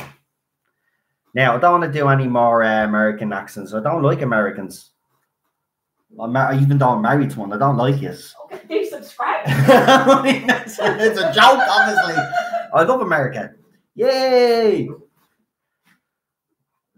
White supremacy rules. Yeah. What? No. It's a joke. Jesus Christ, get over yourself. If people can't take a joke now, do you know what I thought? Do you know what? I give up with society. Right? People giving out. Do you know what? Do you know what annoys me about society? People are just right. I had an argument with someone on Twitter, right? Because there's people giving out about the Bleeding It movie, right? So apparently, like they're all up in arms because, like, apparently a gay character or something and they gets beaten up or something, right? But like, and then someone made the point, but it's okay to rip a kid's arm off because, like, obviously in the first one, and anybody that's seen even the old one, you know what I mean? It's just a world gone bleeding crazy, man. Everybody's too bleeding. It's a movie. Get over it. Sorry. Right, I'm bringing. Do you know what? I'm bringing Stephen on because do you know what? I need a bit of cheering up, and you know I don't really give a crap what Stephen wants to talk about because Stephen's just a legend. So, Stephen, the floor is yours. Welcome to the Tardis. Steven says, please on the bar orders another drink while no goes off on one. That's it. Hello? Oh, here he is. Can you hear me all right, yeah? I can. Now do me a favor because I heard the phone ringing in the background, which means you must have your computer volume up. Just turn your computer volume down so you don't get confused. How about that? Grand. Now I can hear you. How about that? That sounded really That's Irish, okay. didn't it? Yeah, I'm using my phone for the first time. Like I said, this is my third phone in my lifetime. So, like, this is the first time I've ever used it, like, you know, chatting like this. So it's like, you know, I'm a virgin on the phone. I loved your message to me, by the way. You know, hello, big boy, and all that business. Do you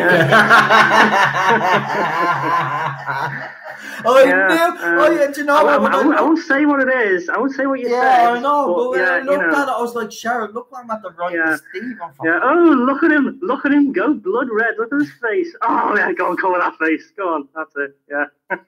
It's still fucking, it's grand. I'm getting a bit sweaty now. Oh, dear. Hot under the collar. Yes, I know. Right, go on. So plenty. Yeah, do you know what? Don't care what you want to talk about because you know people enjoyed your call. So whatever you want to talk about, go ahead. Well, and I'm not see, the thing blushing. is, you said before, you said you wanted to, you know, keep companion talk till Wednesday, but I think mine's going to venture into companion talk, unfortunately. Okay, go on, because you obviously have another list. You have a list. Tell me you have a list. No, I haven't got a list. I haven't got a list. It's just basically I want to get something off my chest. I want to get a lot of things off my chest. Actually. Right, go on. Okay, right. Here we go. Do you want me to turn the volume up on this? Is this going to be epic now? It's not going to be epic as such. I'll put the pressure on because the first call was great. So I've had a tired day. I'm knackered here, so I'm just gonna like. Well, here you know what they always say. Okay. The sequel is always shit anyway. Thank you. Get out. Right. Okay. Right. Go on. Right. Let's think. I can't even remember what I was going to say now. What was I going to say? Diversity. Right. I wanted to start off with diversity in entertainment, which we all spoke about before. We all know what it's all like. You know, cinema and TV and all that kind of thing. It's gone off the rails. We know what's happening with that. You know, particularly with box ticking agendas and all that business. But there's one thing that's been really, really, really getting under my fucking skin, right, of late, right, and that's the constant imagery showing Yaz and Witless as Doctor, right, with over-the-top, in-your-face lesbian overtones. And I've seen people in like, you know, in various groups posting things like this, and you know, some people will. There's one guy, I'm not going to mention his name, and he's not. I don't want to mention his name because he's bad, and there's just basically he's one of the things he's focused on as well, and keeps posting things like this, and it's the same kind of agenda that they're kind of, you know, targeting. But it's really, really pissing me off the way it's constantly getting used and regurgitated over and over. And that said, I would just like to point out that there's no reason whatsoever why you shouldn't have gay characters. Okay, I've got no problem with that. But unless the story is about being gay or some tension revolving around sexual orientation, and don't make it the primary fucking focus of a show, and don't try and sell it on that. You know, I've said before, Captain Jack Harkness, right? Captain Jack Harkness, he didn't disguise his sexual preferences, did he? No. You still there? You still there? Right. Yeah, everyone went quiet in the background, and I thought, I'm preaching to myself here. He didn't disguise his sexual preferences, yet it was never ever at the forefront of Doctor Who or Torchwood. I mean, yes, it played a part. It did play a part, and don't deny that it played a part. But it never took over, nor did like a production company kind of use it as like a selling point, you know. And to go further back than that, right? Let's go back to like of Buffy the Vampire Slayer. Remember Buffy? Yeah. And you have like Willow and a relationship with Tara. Remember that, right? Yeah. Now, that was never the primary focal point of the show, but it was a subplot element. And the audience the audience are kind of left to discover that for themselves, and it was never rammed down your throat, ever. And in my opinion, it was one of the best handled coming out lesbian scenes that I've ever seen. And there's a snippet on Wiki, and this is the only list. I've got a list before you rub it in my face. It's not a list as such, but it's basically just a quote, and it says like Whedon, right? It said Whedon, he made a conscious effort to focus on Willow and Tara's relationship instead of their identity as being a lesbian or the coming out process. When Willow discloses to Buffy that what she feels for Tara, she indicates that she's falling in love with Tara, not that she's a lesbian, and avoids categorizing herself. And that's how sexuality should be portrayed. But when the story is about something else entirely, don't make it a primal focus or a selling point of the show. It's exactly what they're doing with this bloody Yaz and the Doctor thing, So stop turning shows into entertainment, shows of entertainment into tools of cause, basically. It's full of arm with this kind of political agenda, and I'm pissed off with it. I really am. Yeah. Star Wars. See, I'm going to touch on Star Wars, even though he's mentioned Star Wars before, and again, this is something else being kind of brought up over and over again. But we all know, what's been like over the SJW stuff over the media with Star Wars, and you don't look far to see it, But one of the things I've noticed that some male fans are kind of picking on this is the fact that I think it's gone way too far over the line. And they're saying that the amount of females in the, quote, clubhouse was the cause of the Star Wars train crash. Well, I'd just like to say, fuck off. It's got nothing to do with the amount of female fans. It's those guys that give us a bad name, especially in the different types of elements of fandom. So like especially in the likes of Doctor Who, for example, we're getting a seriously bad name generally anyway, but something like that really gives everyone a bad name. It's definitely sexist. I mean, in the early 80s, Tom Baker, right, attended a convention. I don't know if you've seen it on YouTube, but it's there if anyone wants to see it. And the narrator of that convention at the time comments on how many females are there as opposed to males. So fans are fans. That's it. Fans are fans. The gender doesn't even come into it. And another thing, here we go, and another thing, right, that grinds my gears, grinds my fucking gears, right, okay, right, it's the spiel of Chibnall and his lackeys, right, do you remember the phrase, it's about time, do you remember that? It's about time, right, that's, that subtextual message alone that it's ending there is just outright sexist. It's not about the waiting list for women to have their turn as the Doctor. Because that's what the line "it's about time" suggests. If the show was written adhering to the creative integrity and not driven instead by the political agenda of "it's about time," then I don't think we'd be having this conversation, really. Exactly. Star Wars, Doctor Who, and many others, they're all like the victims of the same condition, which is diversity over creative integrity, pure and simple. That's it. Taking something out of I can't remember what it is now. Which one is it? I think it might be The Last Jedi. Poe's confrontation with Holdo. Right. That's one prime example. It's written so like she effectively puts him down, like a mother would to a son, belittling Poe in the process. Now, I'm not a fan at all of any of the new characters in Disney's fucked up versions of this franchise, right? But it's the principle of the matter. They even wrote her in as an LGBT character. Gender politics like that has really no place in a movie for kids that's meant to be about space battles and heroes. They did the same, right? They did the same to Peter Capaldi when he took over the role as a Doctor. Very swiftly, he became the son to Jenna Coleman's mother figure. Yeah. Right. The main character was belittled, and it's a fucking travesty because he's a fantastic actor. I love Peter Capaldi. The main, he was belittled in the same way, and because of what, girl power. Or was it because it's time? I don't know, But that said, taken as a concept itself, when you think about it, like diversity is perfectly fine. I can rant on about diversity all the time because it really, again, like I say, it really grinds my gears. It pisses me off so much. Someone only has to mention it to me in real life, and I'll just tear the head off. It's perfectly fine, right, and totally acceptable, but only when applied correctly, not when it's used as a replacement for creative quality to bypass the integrity of a show, a movie, product, whatever it is that you're doing.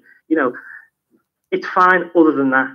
I had a guy, right, and he challenged me on my opinions once. Right. and it was regarding diversity in entertainment. And it's because I made a comment about the movie Ocean's 8, right? Yeah. Right. To which I received a backlash, right? So, he swiftly informed me, right? He said, like, the movie wasn't crap, and it was a complete success. Wonderful, eh? Yeah, complete success. And the reason why I said it was a complete success was because it made back more than 4 times its budget. Well, hang on a minute. Let's look at that for a moment, okay, and apply some logic. Ocean's 8 made back more than 4 times its budget for one fucking reason only, and that was because selling a product to a section of consumers who've been primed for it is the perfect marketing strategy. That's why. Yeah. The politics of the current social demographic are so cognitively distant to what's happening across the entire industry. And of course, Ocean's 8 made its budget back because, like, the current gender politics made it capable of doing so. Yeah. Does that make it right, though? Does that make it right from a creative standpoint? Does it make a quality view? And of course it fucking doesn't. It's not in the slightest. But that's how it is.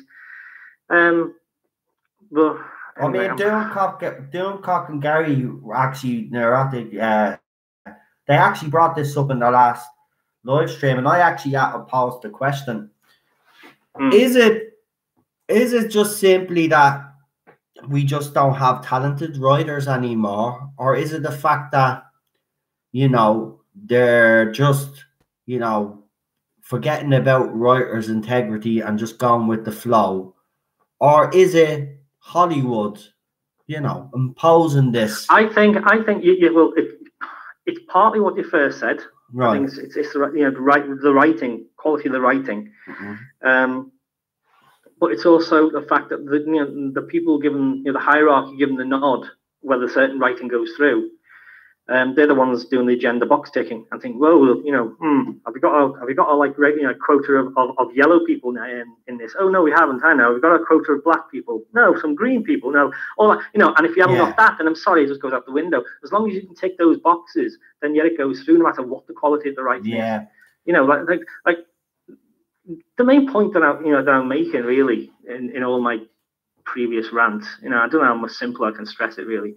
It's like you said, like from industry, from cinema to the television, it's all being driven by the wrong power source. I mean, we talk about writing, then you write quality shows and films by putting the story first. Mm-hmm. If the story has no need to base its success on whether lesbians or homosexuals are involved, for example, or whether the complexion of someone's skin matters, right, or that the gender is an issue, then don't use it as fucking fuel. It's simple. Yeah. I just want to point out as well, like, that I'm not, in saying this, I'm not demanding that no female characters. I'm not willing to say I don't want female characters at all. And it's not about demanding no gay or lesbian characters. Nobody's saying that. Yeah. What we are saying is that to utilize a political device to sell a show or a movie that doesn't need it, it's completely unnecessary. Yeah. TV series, for example, like about an eccentric genius madman in a box fighting monsters through time and space, doesn't need as gender addressing because it's time. It needs better stories with gripping plot twists. Yeah. A space opera about a galaxy far, far away doesn't need stripping of its core values. Mm-hmm. Star Wars was Luke's story. It always was. Yeah. There's so much we can say about the Star Wars car crash. And I just go on far too long. At the end of the day, Star Wars just needed sticking to the same formula that made the classics so much fun to watch. End of. I agree. See what's happening. It's a story about a young boy with a great legacy, no gender politics, no pondering on who or was or wasn't homosexual, lesbian.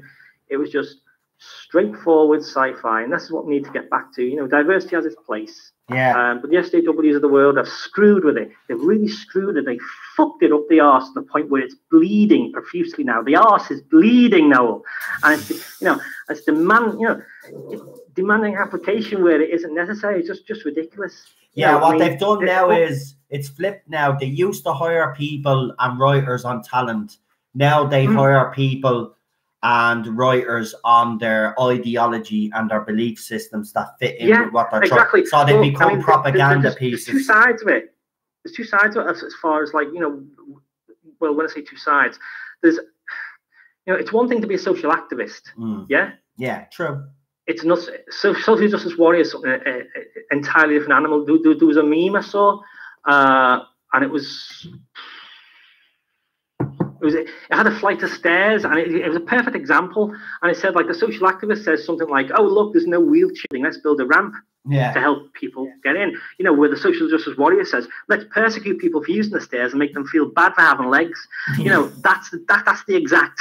No, you know, no, you're right. Both sides of it. No, you're right. You know, you're bang on. But anyway, go on. You've got another 6 minutes. Keep going, man. I know. I'm just checking the time because, like I say, I've got work tomorrow and I need to get off. But I really want to get on to, like, you know, just this. It's a companion rant, okay? Right. And you're gonna love this, right? I'm going to talk about Clara Obnoxious Oswald, right? And you'll love this. Right, go on, because I hate Clara. So. Okay. Hey, that's good. I'm glad you won't be. So you won't be on the other end of the phone defending her. No. Anyway, when she appeared on the scene for me, you know, when she first appeared on the scene at the end of Matt's, sorry, was it the end? Yeah, close to the end of Matt Smith's run, near the end. Yeah. I despised her completely from the start. You know, as she sat, well, as I sat, watching her cockily prance around in that Dalek, you know, I seriously want to shove those failed souffles in her face and hope she I really did. I really did. I mean, you know, when you get a smart-ass character, right? You get a smart-ass character, but the writers, right, make sure that smart-ass character has a flaw, right, to offset the smart-assery. Yeah. Well, as an example, like Friends had Chandler Bing. He was sarcastic as hell, but extremely likable. Right? Every comedic character Bill Murray has played, for example, right, has been literally dripping with sarcasm. Yeah. But he's got such huge flaws in the makeup that you actually find yourself sympathizing with him, even if his character's a complete loser. Yeah. You know? Okay. And you got Rowan Atkinson's Blackadder. Rowan Atkinson's Blackadder, he was a complete twat. You know, he was. He was a complete and utter twat. But the things he said were so hilarious. Yeah. You know, we all knew he was a twat. Yeah. We all knew it. and it was that flaw that made all of his and Baldrick's failed plans so hilarious. But Clara Oswald was a smart ass with no likable qualities at all in any incarnation. And the thing is, however, Matt Smith, by this point in his run, he'd made the Doctor role his own, so he could cope easily with anything that she came out with. So it wasn't noticeable as much then. You know. But that said, though, it was an absolutely terrible decision to include her, and the reason for that is this, right? The Doctor is egocentric at the core of things, okay? He's amazed by his own genius, and he's expressed wonder at his own musings in many classic episodes, right? Yeah. But he chooses companions to act as mirrors to reflect his own genius back upon himself. So he literally gets off on seeing the awe on his companions' faces, you know, impressing them and that. You know, there's a moment in The Impossible Astronaut where the younger Doctor, played by Matt Smith, you know, is on top on the thingy, on the main platform of the TARDIS, and he bends down and he snaps Amy, Rory and River's song, doesn't he? Yeah. And he says something like, you know, I'm being extremely clever up here and there's no one to stand around looking impressed. What's the point in having you all? Yeah. You know, so you know, that's egocentricity right there. The Doctor chooses companions for that very reason. Sometimes he's more subtle about it. But if you look back, you see that every Doctor loves being that intellectual center of attention. Clara Oswald didn't fit that makeup at all. You know, she was not that the kind of companion who would reflect his genius. So by law and by everything we know of how the Doctor's mind ticks, he would never have chosen her.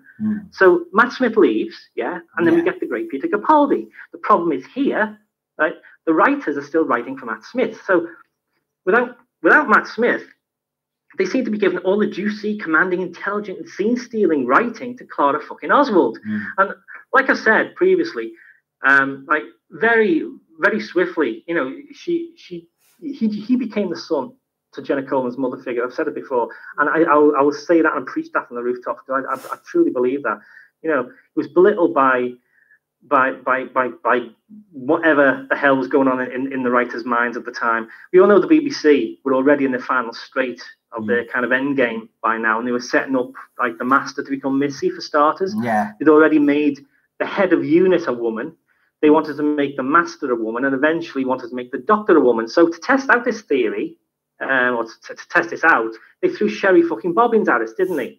So what a fucking ridiculous pantomime travesty that was. You know, Sherry fucking Bobbins, a bloody Missy, whatever, you know, God, she's another one. I could rant about her forever. Yeah. But but at the same time, like while this happened, they gave Jenna Coleman a shitload of center stage dominant dialogue to bench test what a woman would be like delivering it, and then they even altered the intro credits on one episode where they put her name first before Capaldi and put her eyes in that animation, if you remember. Yeah. Wasn't Capaldi's, and it was all it was all in that fucking plan all along. Yeah. So Sure, she even calls herself the Doctor in an episode, doesn't she? In the episode where the paintings come off the that was a great episode actually. What was that episode called again? The one where the mini. Which one?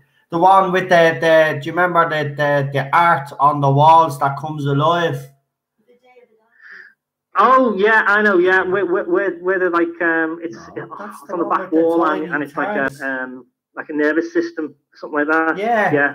That's the one with the tiny Tardis in it. Clara is in it. That's that one. Yeah. Yeah. As an idea, it's a good story. But if the Doctor was actually doing it, not fucking Clara Oswald, because really she's not the Doctor. That's what I mean. She even flatlined. Yeah. That's it. She even calls herself the Doctor in that episode. Yeah, exactly. Yeah, that fucking pissed me off. That So and then you got like. You mentioned it before. Ed, you mentioned it before. They tried to develop Oswald's character later on by giving her a love interest, totally out of the blue, Danny fucking Pink. The most pointless character I've ever seen in a very long time. The actor giving Oswald a love interest made absolutely no sense at all, to me anyway. And by the time he died, I can only speak for myself, but I'd imagine no one else either. There was no time for us, the audience, me, to feel anything for him. When he died, it was just meh. Yeah, I agree. There was nothing there. It was like two-dimensional. Mm-hmm. And then like, despite us, apparently saying, how much he respects and cares for the Doctor. This is the biggie. This is the biggie for me, right? Like, she goes behind the Doctor's back and steals all the TARDIS keys. Firstly, how the living absolute fuck did she know where they all were? Secondly, why didn't she just ask him for help? Yeah. Thirdly, she knew he could open the TARDIS with a click of his fingers. We knew it. So why would she think burning the keys was a playable angle? It made no fucking sense at all in the story. And fourthly, it proves the kind of horrendous, traitorous character she is at heart. So why the fuck would the Doctor invite that in? Yeah, true. Okay, we know that the Doctor let her think it was, was you burning the keys. No, he knew all along. But the principles of my point here, it remains. She thought it was real, so her intent was genuine. She was an absolutely appalling character, and I can't stand the way she's been hailed constantly. People say, "Oh, she's wonderful. Oh, she's wonderful. Oh, look at that arse. Look at those short miniskirts. Ooh, I like to tweet that." Things like that. It's like when you take that into account and everything they've said, how the fuck can anyone like a character like that? She even made the character of Bill with a constant, "Ooh, I'm a lesbian," preaching come off as bearable to me. Yeah. Seriously. Yeah. It just really wound me up. And to comment on what you said, I promise I'll go now. But what you said earlier, or was it Neil said earlier, or when you commented Blink, that was you, wasn't it? You said you don't like Blink. I don't know why people say Blink is, the word overrated is overrated, I think, these days. People saying, "Oh, that's overrated." And you look back, and we usually say things are overrated when things are cliche. Well, cliches are cliches for a reason, because they tend to work and they tend to apply. So Blink works because it's really good writing, and it's something that's been done. But it's quite unusual, like keeping the Doctor out of it and keeping him kind of the way they pieced him together with on the videos. I love that. Yeah. And as for Dalek, I'd just like to say, as far as Dalek's concerned, you said before about it being, I don't know, I said that was overrated as well, or I think that was Neil. I think that might be Neil said that. It's quite right thinking that that the Dalek at the end of that episode would try and take everything with it.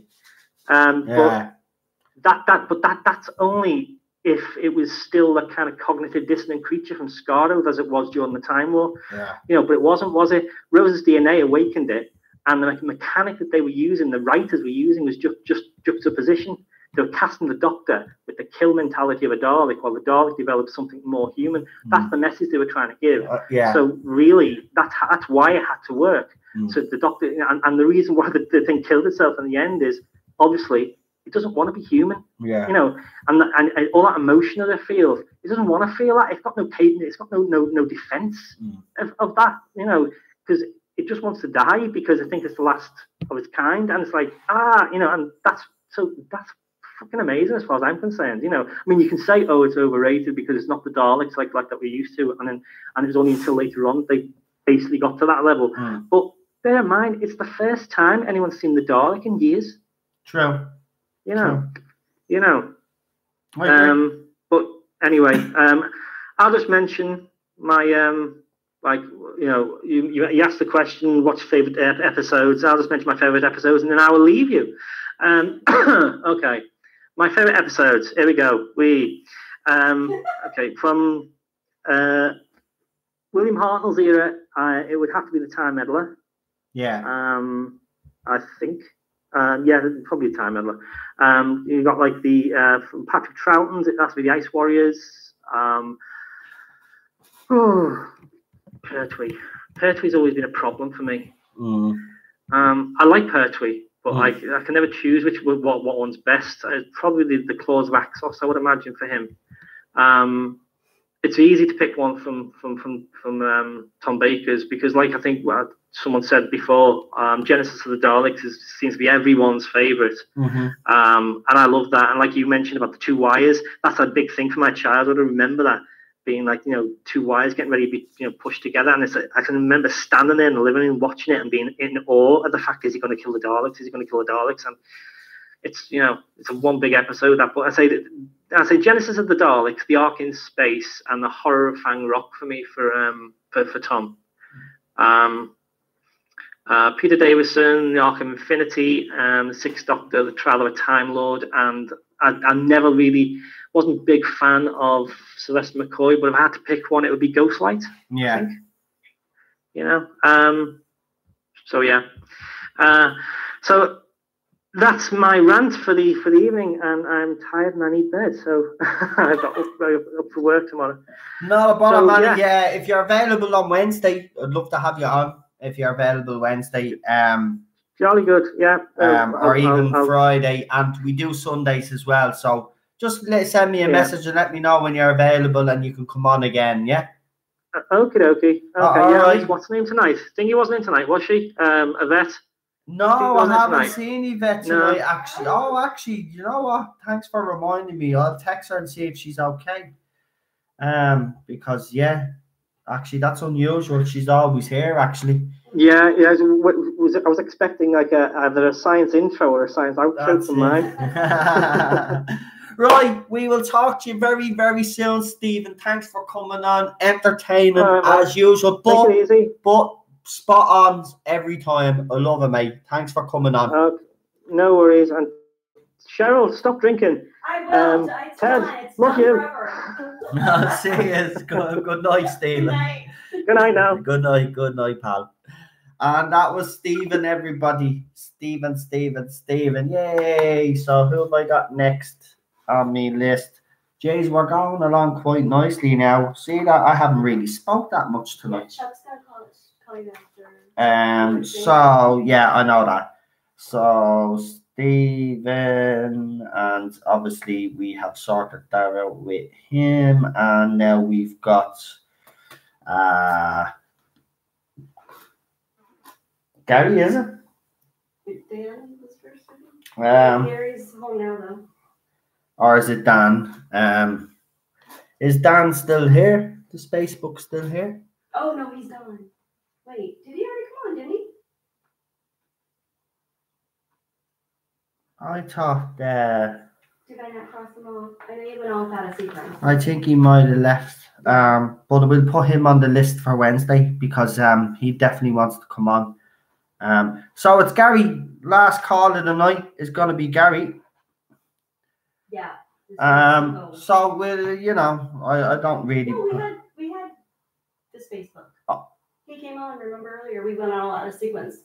We just didn't cross them off. No, you're getting confused. We didn't have the Spacebook on tonight. Oh well, he's going to be available later then. Yeah, Gary. You can call Gary now. Yeah, so it's Gary is the. He's ready. Yeah, I know. I've seen that. Just do me a favor. I'm sorry to do this on you, but I as you can see, I've been drinking some stuff, and I need to go to the wee. Right. I need to go to the wee and have a pee. Lee. Right, do me a favor though. 22 watching. If you haven't gave the video a like, obviously. If you don't like it, give it a. If you haven't subscribed, please do. Hit the notification belly thing. It's down somewhere down here. And also check and make sure you're still subscribed, because YouTube, for some weird reason, are being a bunch of idiots. They keep doing it, and they're not just doing it to big YouTubers, they're doing it to small YouTubers as well. And apparently people are saying that they've been leaving messages in my video and I haven't been replying back to them. I've explained this, but for anybody that's new to the channel, I'll explain again. What seems to be happening is that certain comments are going into the spam section. Now, I'm not putting them in there. They just seem to be going into the spam section. So unless I physically go in and check all the details on the video, which you can do, right, I won't know until I actually check. So if people have commented and it hasn't come up, don't worry, I always check out the live streams anyway to check the other videos to make sure that anybody that has left a comment has been, because you will see that I interact with you all. You know, you could have already been. I know, but I'm just talking to the audience. So by the time I come back, there's 21 likes, yeah? By the time I come back, I want to see that go. Ding, ding, ding, ding, ding, ding. And I'll leave you with Cheryl and Ted in charge. Teddy, come here. Actually, do you know what I'm going to do because I'm a genius? No. Yes. Yes. Teddy, come here. Of course I am, because I'm a... Hi, everybody. I thought everyone would want to see me. I'm an Irish dog, but Mammy can't do an Irish accent.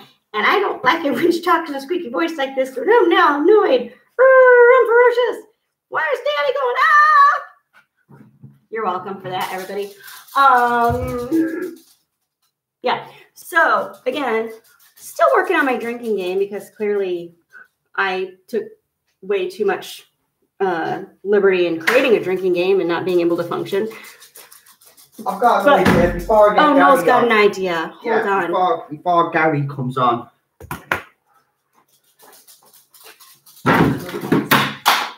Do you know what? I keep doing that. I don't know how that hasn't fallen down now. No, I don't even know. Seriously. Right. So before I bring Gary on, I'm going to do a 5-minute interview with the wife. So sit there. I don't want to. Sit there. Right, so we'll just get straight in. You're a new Who fan, obviously. Yes. So firstly, because we have these conversations sometimes, and I kind of know, but so everybody else out there knows. So let's talk about your overrated episodes of New Who. What you think they are? I'm not ready. I don't do spontaneous. We've talked about this. Don't mind her. It's an American thing. You're really not going to say that? No, okay. because I'd have to think about it. Right, the wife has to think apparently. So do you know what I'll do? I'll bring on my last guest of the night. Do you know what? I tried to make her interact with me, right? And then I asked her a question, which isn't a hard question. And she won't. You know what? Teddy, what's the most overrated episode of Doctor Who? The one with the cats, Daddy. Bring that. He's getting all excited now. Right, I'm going to bring Gary on. Gary. He's going to be the last caller tonight. Gary, do me a favour. Mate, I haven't seen it. I have to pop up the live comments again. Send me a text to let me know that you're ready there, and we'll get you on, and we will go again. Last caller tonight. This has been great. Many callers have we had on tonight? 5, 6 callers? So, again, absolutely brilliant. And I see you already. Yeah, I'm about to ring you now, Gary. Here we go. Okay, Ted, come here. Hello, Noel. Hello, how are you? I'm good. How are you? Hi, Cheryl. Hi, how are you, Gary? Say hello, Ted. I'm doing good. Hey, Ted. Now, Ted. Who's that? Someone. That's ready. Someone said my name. Now, someone said your name. So you've obviously been hearing what we've been discussing tonight. So I'll just sit back and just let you talk about have well, okay, I caught like the last 15 minutes of Stevens, and then I've missed like the 45 minutes before that. I'll catch it on the replay. But then I heard like the first hour of the show. Right, actually, before we start talking about Classic Who, which I want to talk about Classic Who and best and worst. I do want to say that my personal theory about the increased security is that they needed a closed set because I think they were filming the big Dr. Yaz love scene, and they wanted a closed set for that. And I think that scene's going to turn out to be so powerful that I actually think that's what causes her to regenerate. Oh, I love that. Well, hang on, actually. Yeah, that's what I actually did want to talk to you about, because obviously before I came on live, you were obviously talking to Cheryl and others about Bradley Walsh or something being spotted heading to Portugal. Obviously, I went onto his Twitter account then, and there is a picture of him. I showed it earlier. I'll show it again if you want, but it basically looks like I did see that. Yeah, so he's basically somewhere sunny anyway, and he's promoting a new ITV series that he's involved in. Now, I made the point, and we'll obviously, because obviously you brought it to me attention, so we will talk about this for a few minutes anyway. As you are the last caller will always get the opportunity to be on the longest. So we'll have a bit of a chat here. But the thing that strikes me is, and the point that I made earlier in the live stream was that, okay, if the denial side want to deny, or the damage control side, as we call them, want to deny that something's happened, and this is a break from the filming block or something, they said, right?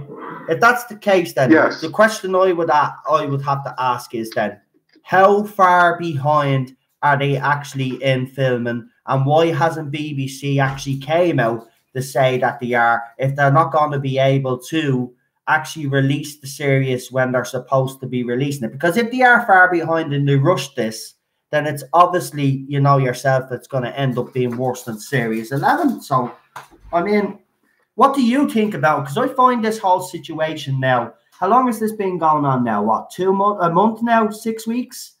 Like, well, since the Cardiff thing? I think you're asking really the only logical question that can be asked in this, which is if they, somebody, and you know what's so funny, when I saw that before I posted it on the at the top of the chat, I actually just happened to see that run across it on one of the threads on Gallifrey Base, and it wasn't even being posted as a, what does this mean? Yeah, is this a conspiracy? It just happened to be somebody posting a Twitter that said, "Hey, I just boarded a plane to Portugal, and Bradley Walsh is here," and it was more of like a "wow, can you believe it" type of thing. And immediately, all of the damage control people who interpret everything as a conspiracy that's got to be like shut down starts talking about like John Blummer, whoever, saying, "Well, there was a break in the filming last year." It's like they didn't even, when they posted the Twitter, it wasn't even about a conspiracy. It was just about, hey, isn't this a fun sighting? Yeah. But everybody has to go into damage control. Yeah. And of course, when they start doing that, they don't even see the contradictions and the illogic, as you just pointed out, of what it is they're saying. He can throw out this thing about, well, they did this last year, but it's like, no, think about what you're saying. As Noah, you said, what does that mean for the whole filming? I mean, it just is nonsense. And then, somebody is like, there was another comment which talked about, well, I heard about the increased security. And of course, all the damage control people jump on it and say, well, just because there's increased security doesn't mean anything, or just because there hasn't been any photos from location filming doesn't mean anything's wrong. It's like whack-a-mole with these people. It's like any comment that's made, they've got to jump in and start pounding it down. It's hilarious to read, but it's totally absurd. And I thought, contrast it to last year where the BBC was spoiling too much. Like the John Sim return would have been so much better if it hadn't been spoiled. So now the BBC's gone from spoiling everything to everything is a state secret in just 1 year. It's like it's insane. Yeah, I mean, I don't know. I mean, it's laughable. I mean, you look at everything that's going on now, and as you said, you get these damage control people coming out. Their defenses are actually quite weak. I mean, look, they were able to take a break from filming to go to San Diego Comic-Con, right? And filming finished shortly after San Diego Comic-Con. Like, we've passed San Diego Comic-Con this year. There's a no show at New York Comic-Con, right? Bradley Walsh then is being spotted on an airplane heading to Portugal, and then I show you a picture on Twitter where it actually does show he's in a sunny location. It's definitely blue skies, and you can see a beach in the background, there's sand there. So he's definitely somewhere, right? I just don't buy this. Well, they've taken a break, because if that's the case, if they took a break, you know what I mean, they would have took a break for San Diego Comic-Con. I'm sorry, I just don't buy it. It's a weak excuse. I'm being honest with you. Something big has happened. Security, on the day that he leaves to go to Portugal, believe it or not, is the day that everybody was speaking about security being ramped up, right? So it doesn't make any sense that they ramp up security on the day that he's leaving. And surely if something big was happening in Series 12, he would be part of it as one of the main companions. I just don't, there's no logic to it. No, I mean, you're right. I mean, it's obvious on its face that they're hiding something, and what they're coming out with is either contradictory in itself or makes no sense as far as the filming schedule goes. I mean, if you're just thinking about it just objectively, it makes no sense. You're absolutely right. And all they can do is deny it, even if those denials make absolutely no sense and contradict themselves. And as you have pointed out, I mean, I actually didn't know the one thing you said about the Portugal thing and the day of the increased security happened on the same day. You made that connection, and I think it's a great one. And they're just hoping that people will be satisfied with the whole nothing to see here type of thing. Yeah, Paul actually makes a good point here. He goes, Game of Thrones had tight security for years since filming season 5. The BBC, in my opinion, is trying to clamp down on actual site-based information being leaked if we see a slowdown of real leaks. Well, there has actually been a slowdown. But, there's been a slowdown ever since the Cardiff incident and the leak went. This is apparently... this security is basically, it's specific around the whole filming of this last block. Apparently, this is what people are saying. So, I mean, one question that I actually had when I was listening to your weekend show was, you were talking a little bit about the New York Comic-Con and the San Diego. And one thing that I'm wondering, and I don't know, is I mean, clearly they're not coming to New York. I'm wondering, does BBC America foot the bill or a large part of the bill for their appearances like at San Diego and New York? Because I'm wondering, because the Doctor Who presence on BBC America right now is nothing. I actually went on today to see, they used to do marathons, like days-long marathons and stuff.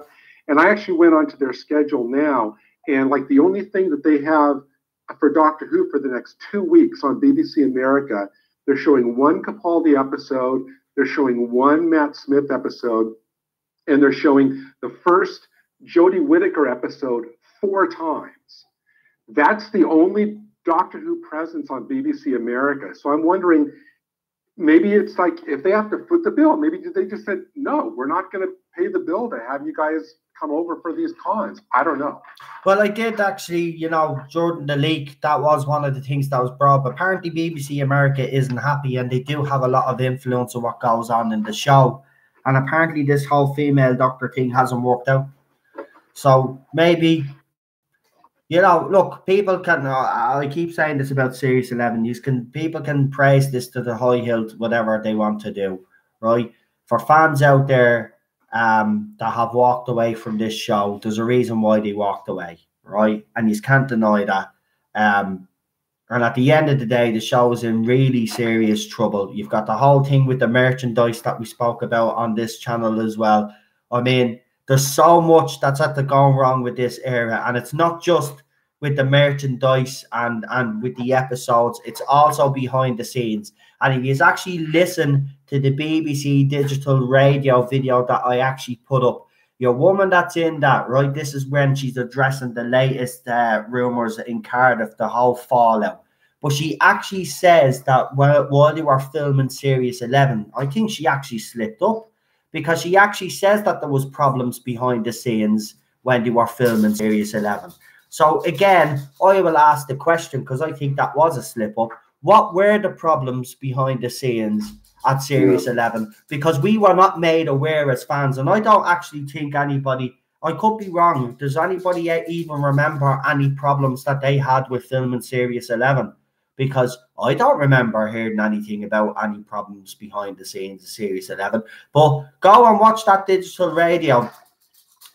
Listen to that digital radio video that I have on my channel. She clearly says that they had problems behind the scenes, right? Series 11. So again, they continued on then through Series 12. So all you people out there that still think nothing's went on, I think you really need to open your eyes, because you're going to be very disappointed. You're going to be very disappointed. And you know, one of the things you mentioned on your last show too was that about how apparently Chibnall came in and told all the writers to write the Doctor as a man. He didn't tell them that it was going to be a woman, so they were writing the character as a man.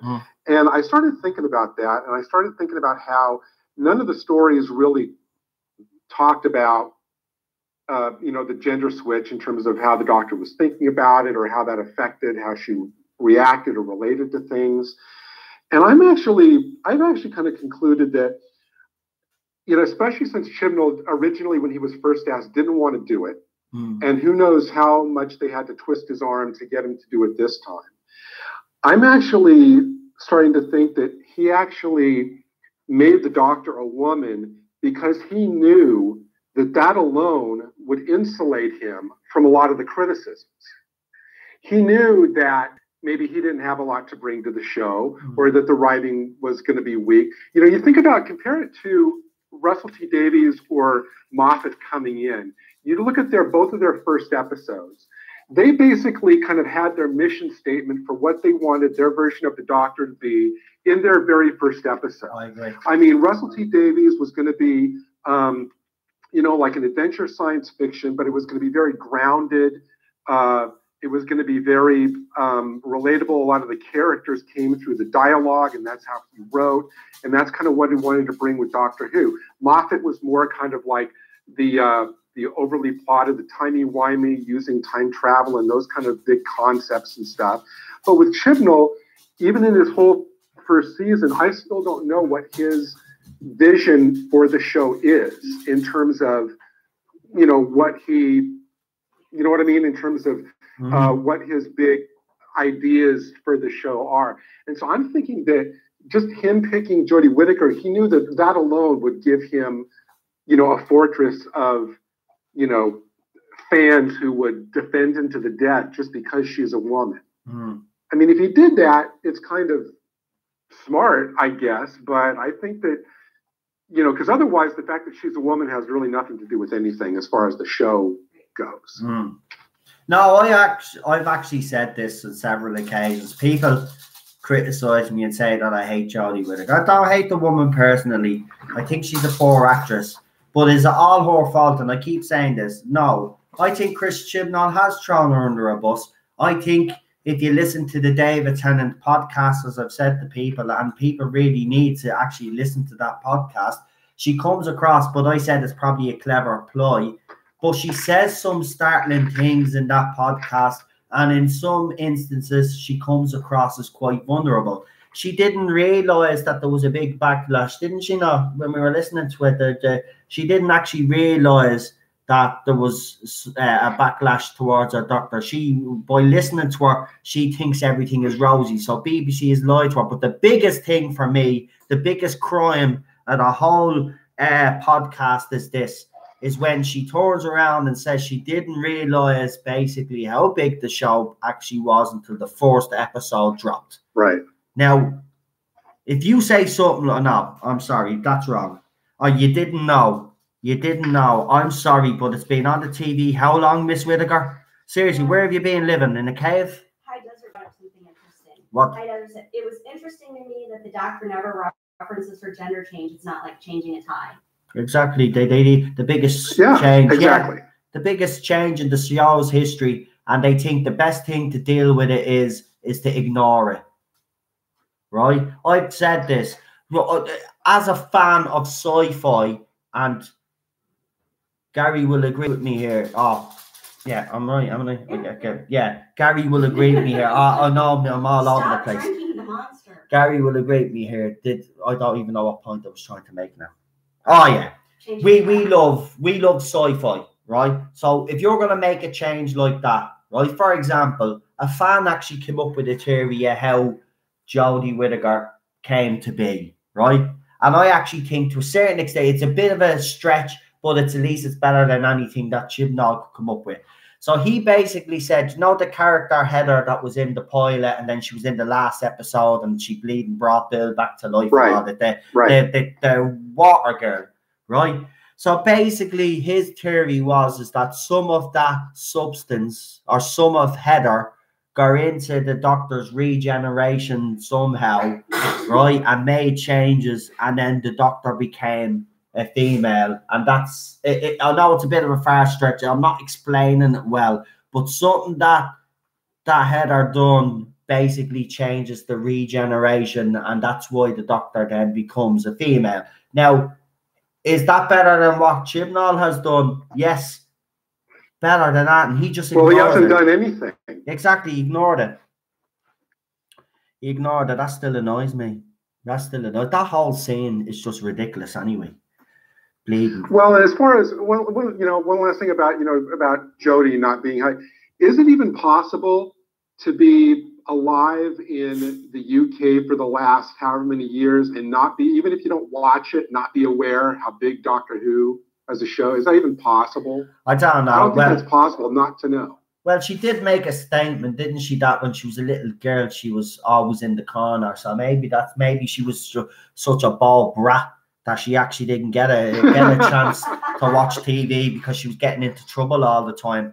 I mean, a ridiculous statement from the woman. This is why I don't like her as well. Like, you don't come out with ridiculous. The fandom is already upset with your casting. So what you need to do is you need to come out on the charm offensive. But no, you didn't. What you did is you did a video and you decided to slate the fans. So I just can't wait to see the back of her. And the fact that she's actually proved everything that I said right. I'm sorry, a female Doctor does not work. And I'm going to say it out straight. It doesn't matter what actress you get to the role. It's already been proven it doesn't work. You change the dynamic of the Doctor. You change the character of the Doctor straight away. And I don't care which way it's written. You change the gender, you change the Doctor. It needs to go back. Now I'm hearing ridiculous stuff. People are saying that the 14th Doctor is not going to be a man. It's going to be a woman. They're not going to continue with a female Doctor. It doesn't matter if they got Olivia Colman right now, or they even got another Oscar winner. It's not going to work. It has to revert back to the way it was, what made it popular, and then maybe in 20 years' time, maybe give it another go when it actually makes fucking sense to do so. Maybe Chibnall's angling to get Brie Larson in as the 14th Doctor. Oh, Jesus, don't bleed and do that to us. Jesus Christ, that woman. Well, and I agree, I agree with you, what you've said more than once about how them bringing back the Jadoon and the Cybermen and the Daleks is just a desperation ploy. And I don't want the Master back either, unless if they can get Dave Chappelle in as the Master and let him ad-lib his own lines, then I'll take the Master back. Yeah. That would be brilliant. Oh, by the way, talking about Dave Chappelle, I'm saying it during every live stream because I want as many people to go and watch this, right? Because all the other big YouTubers are giving him a shout out as well. Go and watch Sticks and Stones on Netflix. It's driving the critics mad, but the public is absolutely loving it. He takes a poke at everybody, and they say he's finished. They say that he's not funny anymore, because they're all annoyed with him. He's the funniest he's ever been. He's not finished. He's gonna be the main force now in yes, comedy. He is. I think he's going to give a lot of other comics courage. Yes. To actually start thinking about saying what they really think. Exactly. They'll see how this goes now. They'll see how much he takes. They'll see, how far these wokes are going to take this, right, to try take him down. Do you know what he gives? He doesn't give 2 Fs. So go and support them. Go and watch, even if you don't have absolutely. Go and support the show. It's well worth watching.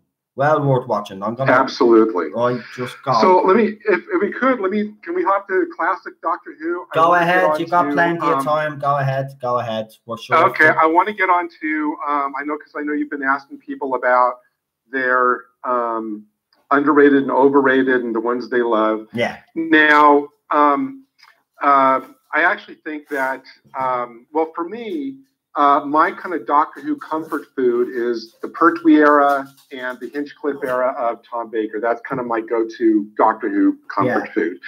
And a lot of times I kind of gravitate towards the stories that really aren't as, thought of as good. I remember back in the early 80s when that Peter Haney Doctor Who Celebration book came out before all the reruns started and people had the chance to see the stories.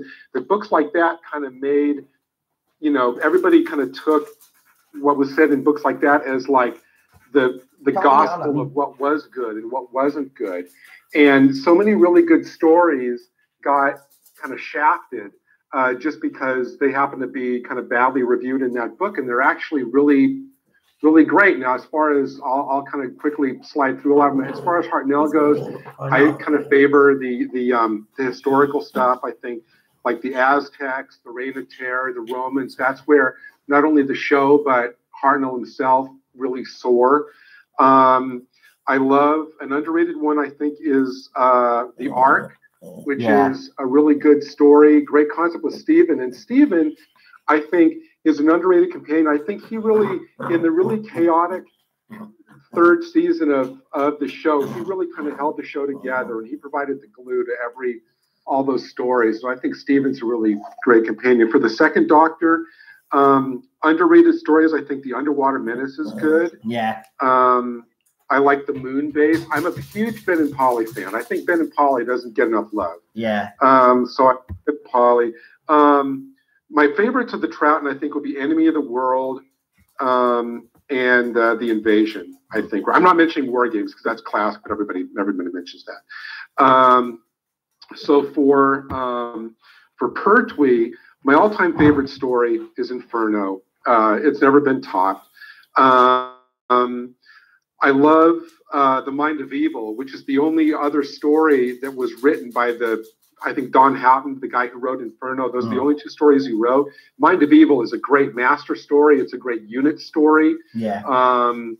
It's just a fantastic story. Now, a lot of the Pertwee stories that don't get a lot of love are the ones I actually really like. Colony in Space, which gets criticized a lot for being a dry and dull story. I think it's a really terrific story. You don't watch those long stories all at once. You let them kind of simmer, and that's a really good one. Even The Mutants, I think, is a good story. All the Future Earth stories that Pertwee did were great. Invasion of the Dinosaurs, I think, is an absolute classic. I think that's just one of the best stories that Pertwee did.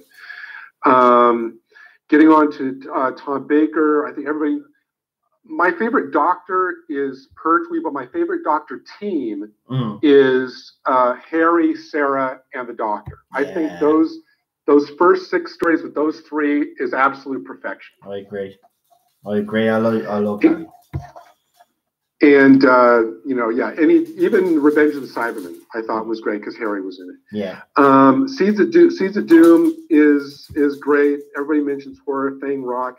I think some of my underrated underrated Tom Baker stories. Image of the Fendal, I think, is great. Mm-hmm. The Androids of Tara, I think, is a great, fun, like swashbuckling story. And I'm really a big fan of Nightmare of Eden. Even with the what people say are the lame kind of the mandrels in that story, I think Tom Baker is just so good in that story. For Peter Davison, I kind of like the classics everybody else likes, like Caves of Androzani and Urshock and stuff. But Yeah. A couple of his stories, I think Frontios is a really, really good story. It's Davison acting most like the first Doctor than he does in any of his other stories. And so I think that's a really good story. And I actually even kind of like Terminus, which gets really, really slagged off. But I think if you look at that as kind of like a really claustrophobic story, I think it has a lot of great concepts. I'd recommend that to people. I honestly don't have a lot of love for the televised Colin Baker stuff, although he is great on Big Finish. For Sylvester McCoy, there's only 2 stories out of the 12 Sylvester McCoys that I really don't rate at all, and those are Time in the Ronnie, which really wasn't even written for him, and Silver Nemesis. I think for me, those are the only 2 kind of irredeemable stories. I think all the rest of his stories are really solid, even like Delta and the Bannerman, which I think is a great kind of raw story. So, yeah, I think Sylvester McCoy has probably a higher percentage of really great stories than a lot of others. For new ones, really quickly, I think the most overrated story in all of New Who, with the exception of 2 Wilf scenes, is The End of Time.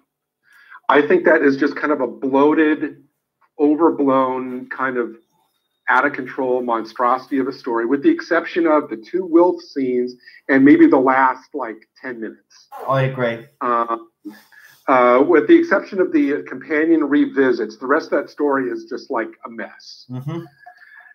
And I think the Doctor who has the most underrated stories is Capaldi. I think a lot of his last 2 seasons, there's a lot of really solid stuff. I think the Under the Lake and Before the Flood, the one I love those episodes. Underwater, is terrific. I love those episodes. I do agree. It was yourself that said you think that there'll be a greater appreciation for Capaldi's era in a few years' time.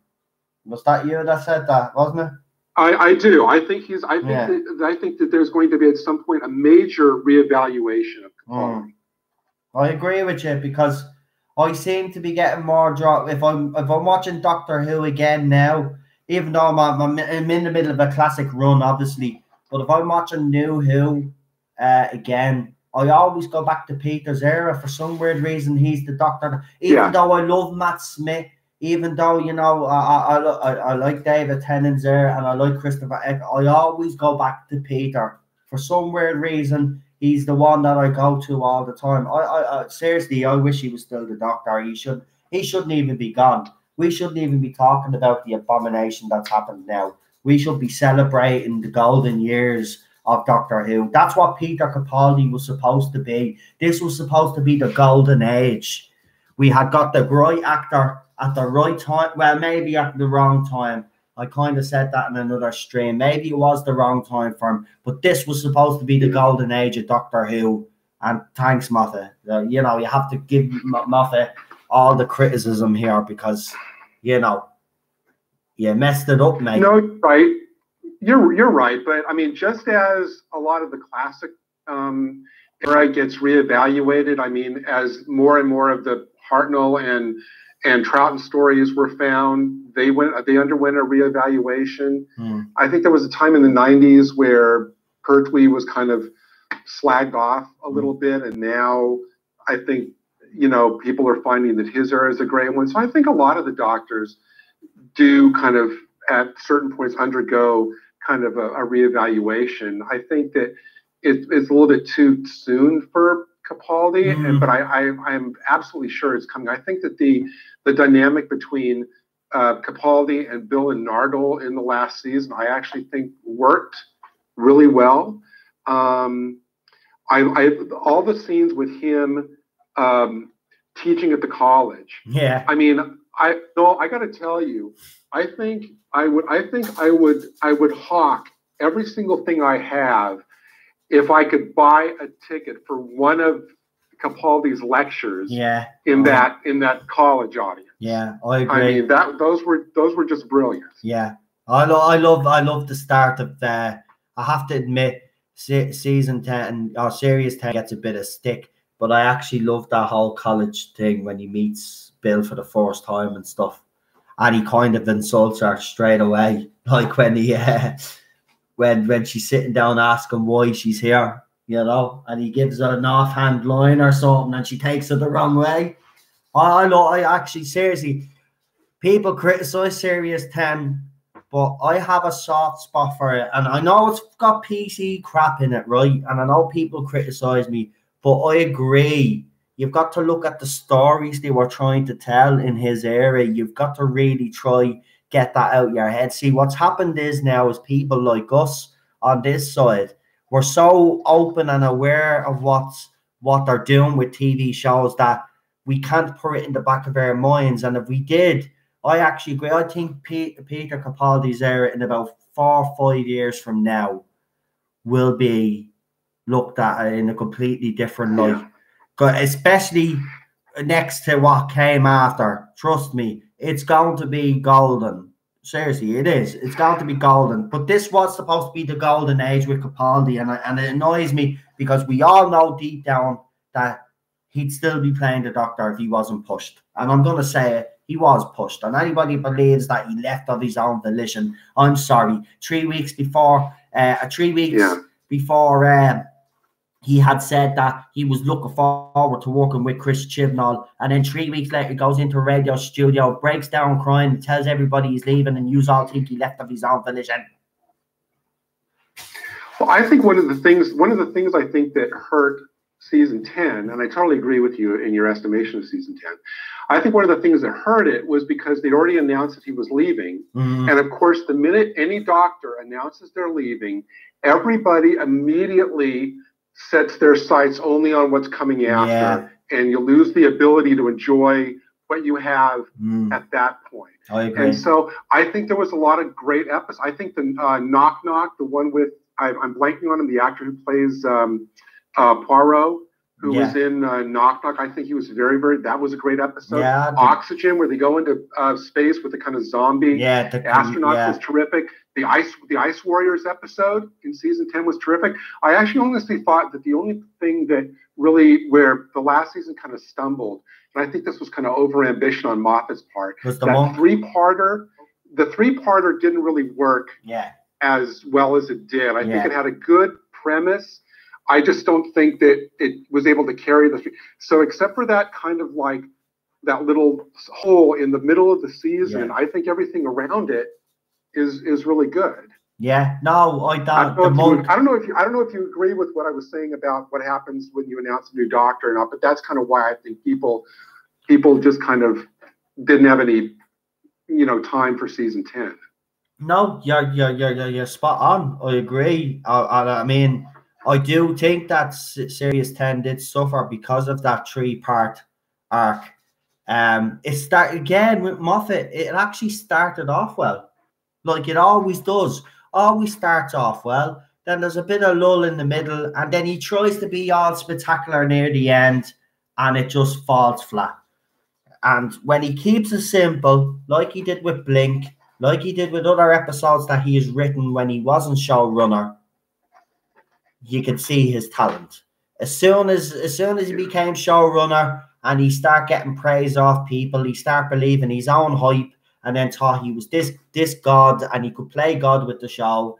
And I'm sorry, but Moffat, for me, he had one of the greatest actors in Peter Capaldi. This should have been, and I'm being honest, I keep saying it should have been the golden age of Doctor Who. And unfortunately, I agree. unfortunately, now we're in the position that we're in now, and there could be a possibility that this show could end in a couple of years' time. And for people out there that think it is impossible, think about it. Right, when Jodie Whittaker goes, right, the next Doctor, right, yeah, everybody thinks that Jodie Whittaker was under pressure. The next person that takes over, the next showrunner that takes over, all the choices that they make for the next series, right, is going to be scrutinized. So if everybody thought that Jodie Whittaker got a hard time, trust me, the next Doctor that takes over, the next actor that takes over that role is going to have a hard time. And it's probably going to be even worse, because this is going to be the most scrutinized. I know when Whittaker came along, she was scrutinized and she was the most scrutinized, but the next Doctor is going to be just as so, because people will want to see what's going on. People want to know which direction they're probably, you know, little hints and stuff. Because once you know who the actor is that's going to take the role, you kind of have an inkling of which way they're going to go. You know what I mean? I mean, we knew when Jodie got it that obviously it was going to be dumbed down, because she can't even use clever dialogue in anything that she's given anyway. I mean, what sci-fi stuff was she saying in it at all? Seriously, they didn't give her sci-fi dialogue because the woman probably can't, like me, is as bad as pronouncing all these other words, and she probably can't do it. So they've dumbed it down. And I'm not saying that every Capaldi episode was, fantastic. All the Doctors, have their poor stories, but I will say that I actually put Capaldi in the same category as I do Davison, in that they were better than a lot of the stories they were given to work with. I think Davison rose above a lot of kind of the substandard material that he was given. I think Capaldi had his share of weaker episodes, but I think he, rose above even the weakest material. So my only thing about Capaldi is that, and I've never actually had the opportunity to go to hear him at a convention, although that's like number one on my bucket list to do. I really hope, my heart would break if I thought that Capaldi wasn't aware of the esteem that the fans have for him. I really hope that when he goes to conventions or appearances or whatever, I really hope that the fans let him know how much he is loved. I would hate to think that, he thinks that, well, because he got shafted or pushed out by the BBC, that reflects how the fans think of him. No. I really hope that's not the case. Well, I mean, Baldstreck recently went to see him and actually said to him, I'm basically a classic Who fan, but you're my Doctor. And apparently he was chuffed. No, lots of fans go and tell him, because there is a certain element of this fan base, let's be honest, that have went out and attacked him these past 2.5 years. But a lot of fans have been going up and telling him how much he was appreciated and how much he's missed. No, trust me, Peter Capaldi knows how this fan base really feels about him, and he is loved in this fan base. He is not a failed Doctor. No, he's not. A failed Doctor. No, he's not. No, and I'll always defend them. I'll always defend these Doctor. Yes, the stories, look, there will be a reevaluation, because I think there's a lot of stories there that people criticised at the time aren't as bad as people are making them out to be. And I do agree, there will be. But the man himself, the Doctor that he played, and even though, Moffat didn't know which way he was going to do the Doctor, because at one minute we thought, he was going to be a dark Doctor. Then we got the jokey Doctor in kind of Serious 9, so they even didn't know what they wanted to do with him. But Peter Capaldi got his head down, and some of the scripts were kind of not great, but his acting ability, it's just unbelievable. And I'm glad he knows. And I really hope he truly believes that he knows that he is universally loved in this fan base. And the reason I hope so. Yeah, and the reason why I use universally loved, because Piers Wenger, the head of BBC Drama, tried to make it out that he wasn't universally loved. Well, you're wrong, mate. He was universally loved. Your experiment is not universally loved. And, you know, if there's anybody from the BBC listening here tonight, what I would suggest is that if you haven't kicked Chris Chibnall and Jodie Whittaker to the curb yet, right? If you haven't, right, I say to you, you better. Because for the sake of this show, to save this show, the cash cow that this show can be for you need to get rid, right? Because if you don't get rid, you're not going to have a show to save. Because I'm being honest with you, there's people gearing up to boycott Series 12 anyway. So if you think Series 11 struggled over its 10-week run or 11-week run, whatever it was, trust me, Series 12 is going to do the exact same thing. That's why you have decided to bring back the Daleks. That's why you've decided to bring back the Judoon. That's why you've decided to bring back the Cybermen. And now there's rumours that you might be bringing back a Master or something, but which I don't really believe those rumours. Then there's rumours about Rose coming back, Captain Jack coming back. Yous are desperate, right? So yous are pulling out all the stops to attract us back. Well, I'm going to tell you now, right? And everybody that's in the live comments will agree with me. It doesn't matter what you do. It's too late. We don't want your crap. We don't want your propaganda-filled crap. We want Doctor Who back, and we won't get it back until those two are gone. Yeah, I totally agree with everything you just said, and I'm very happy to see Capaldi getting a lot of love in the chat. So everybody agrees. Yeah, seriously, you don't. I think he does. He really needs to understand that this fandom. Seriously, this fandom is still mourning his Doctor, right?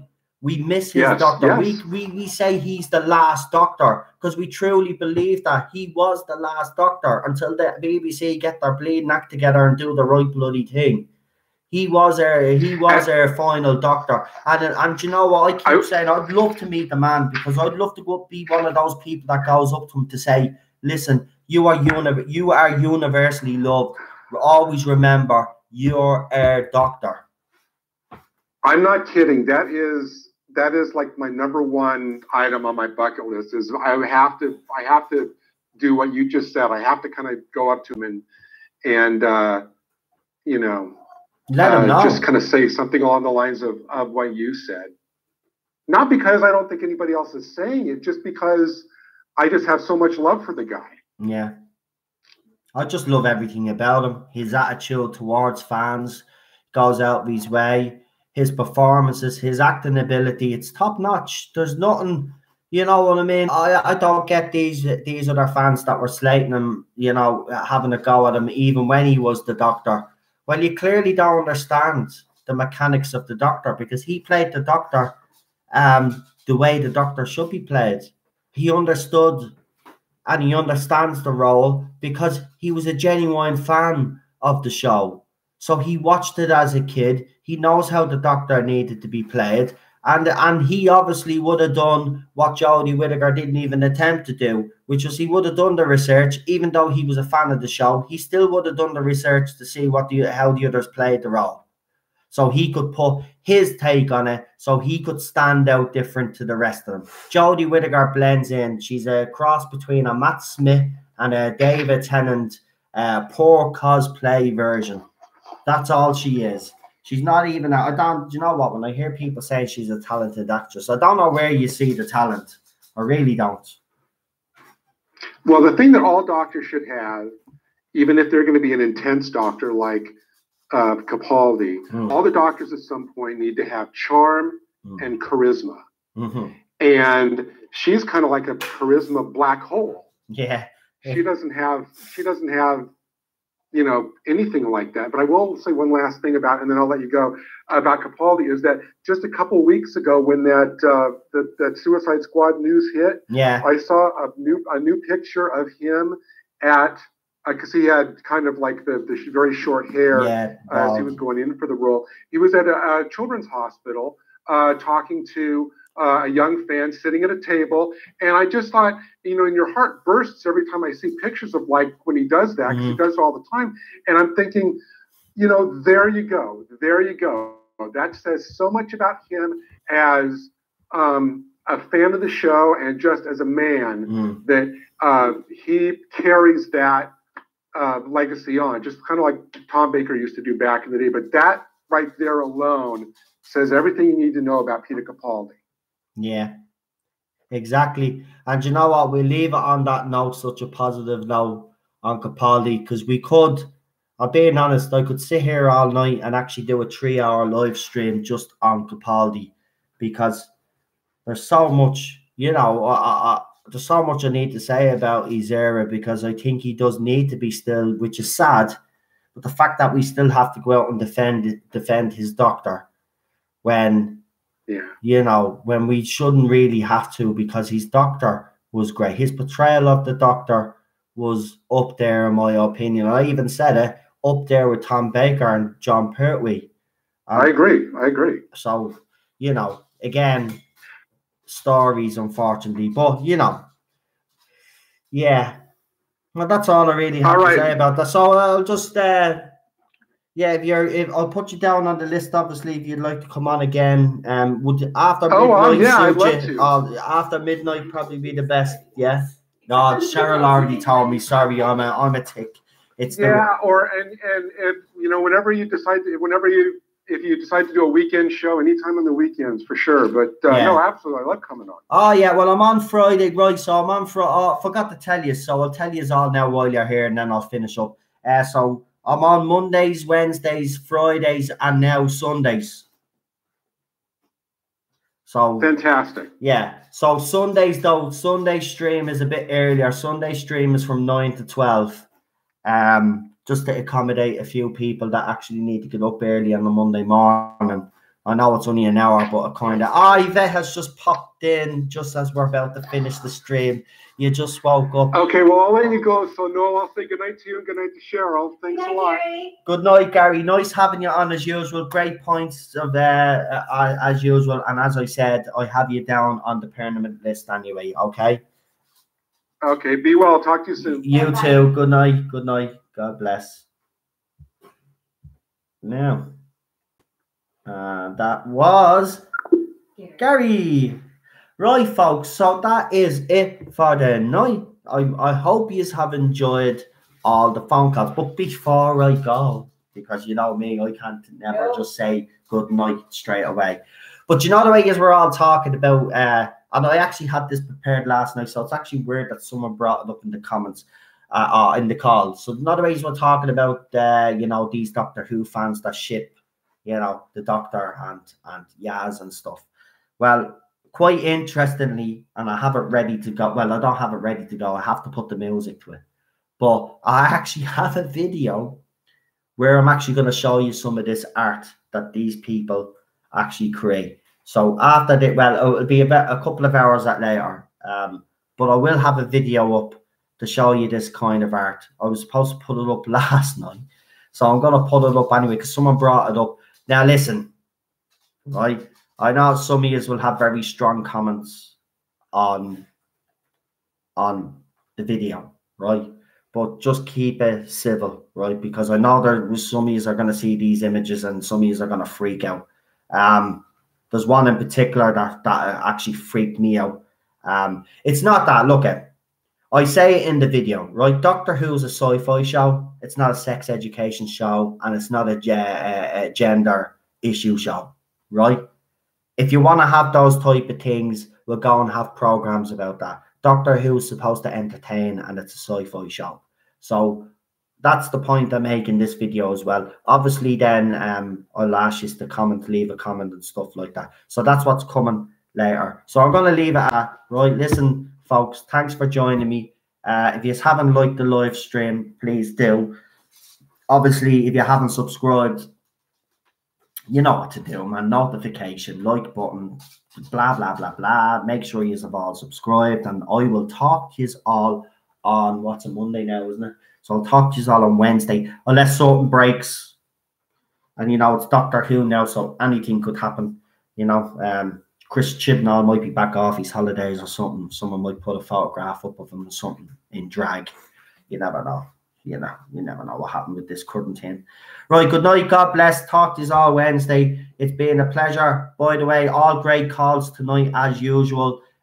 We have a permanent list, but if you want to be, if you want to be part of it, add me on Messenger. No, Glenn, Manchester United crest, go for it. add me. Doesn't matter if there's trolls anyway, I can get rid of you anyway. Doesn't make a difference to me because some of you have tried. And we're at the 3-hour mark now, so I'm going to actually end this. I'll bang on the 3-hour mark. So good night. God bless. Talk to you all on Wednesday, and don't do anything I wouldn't do. Which is lose your phone.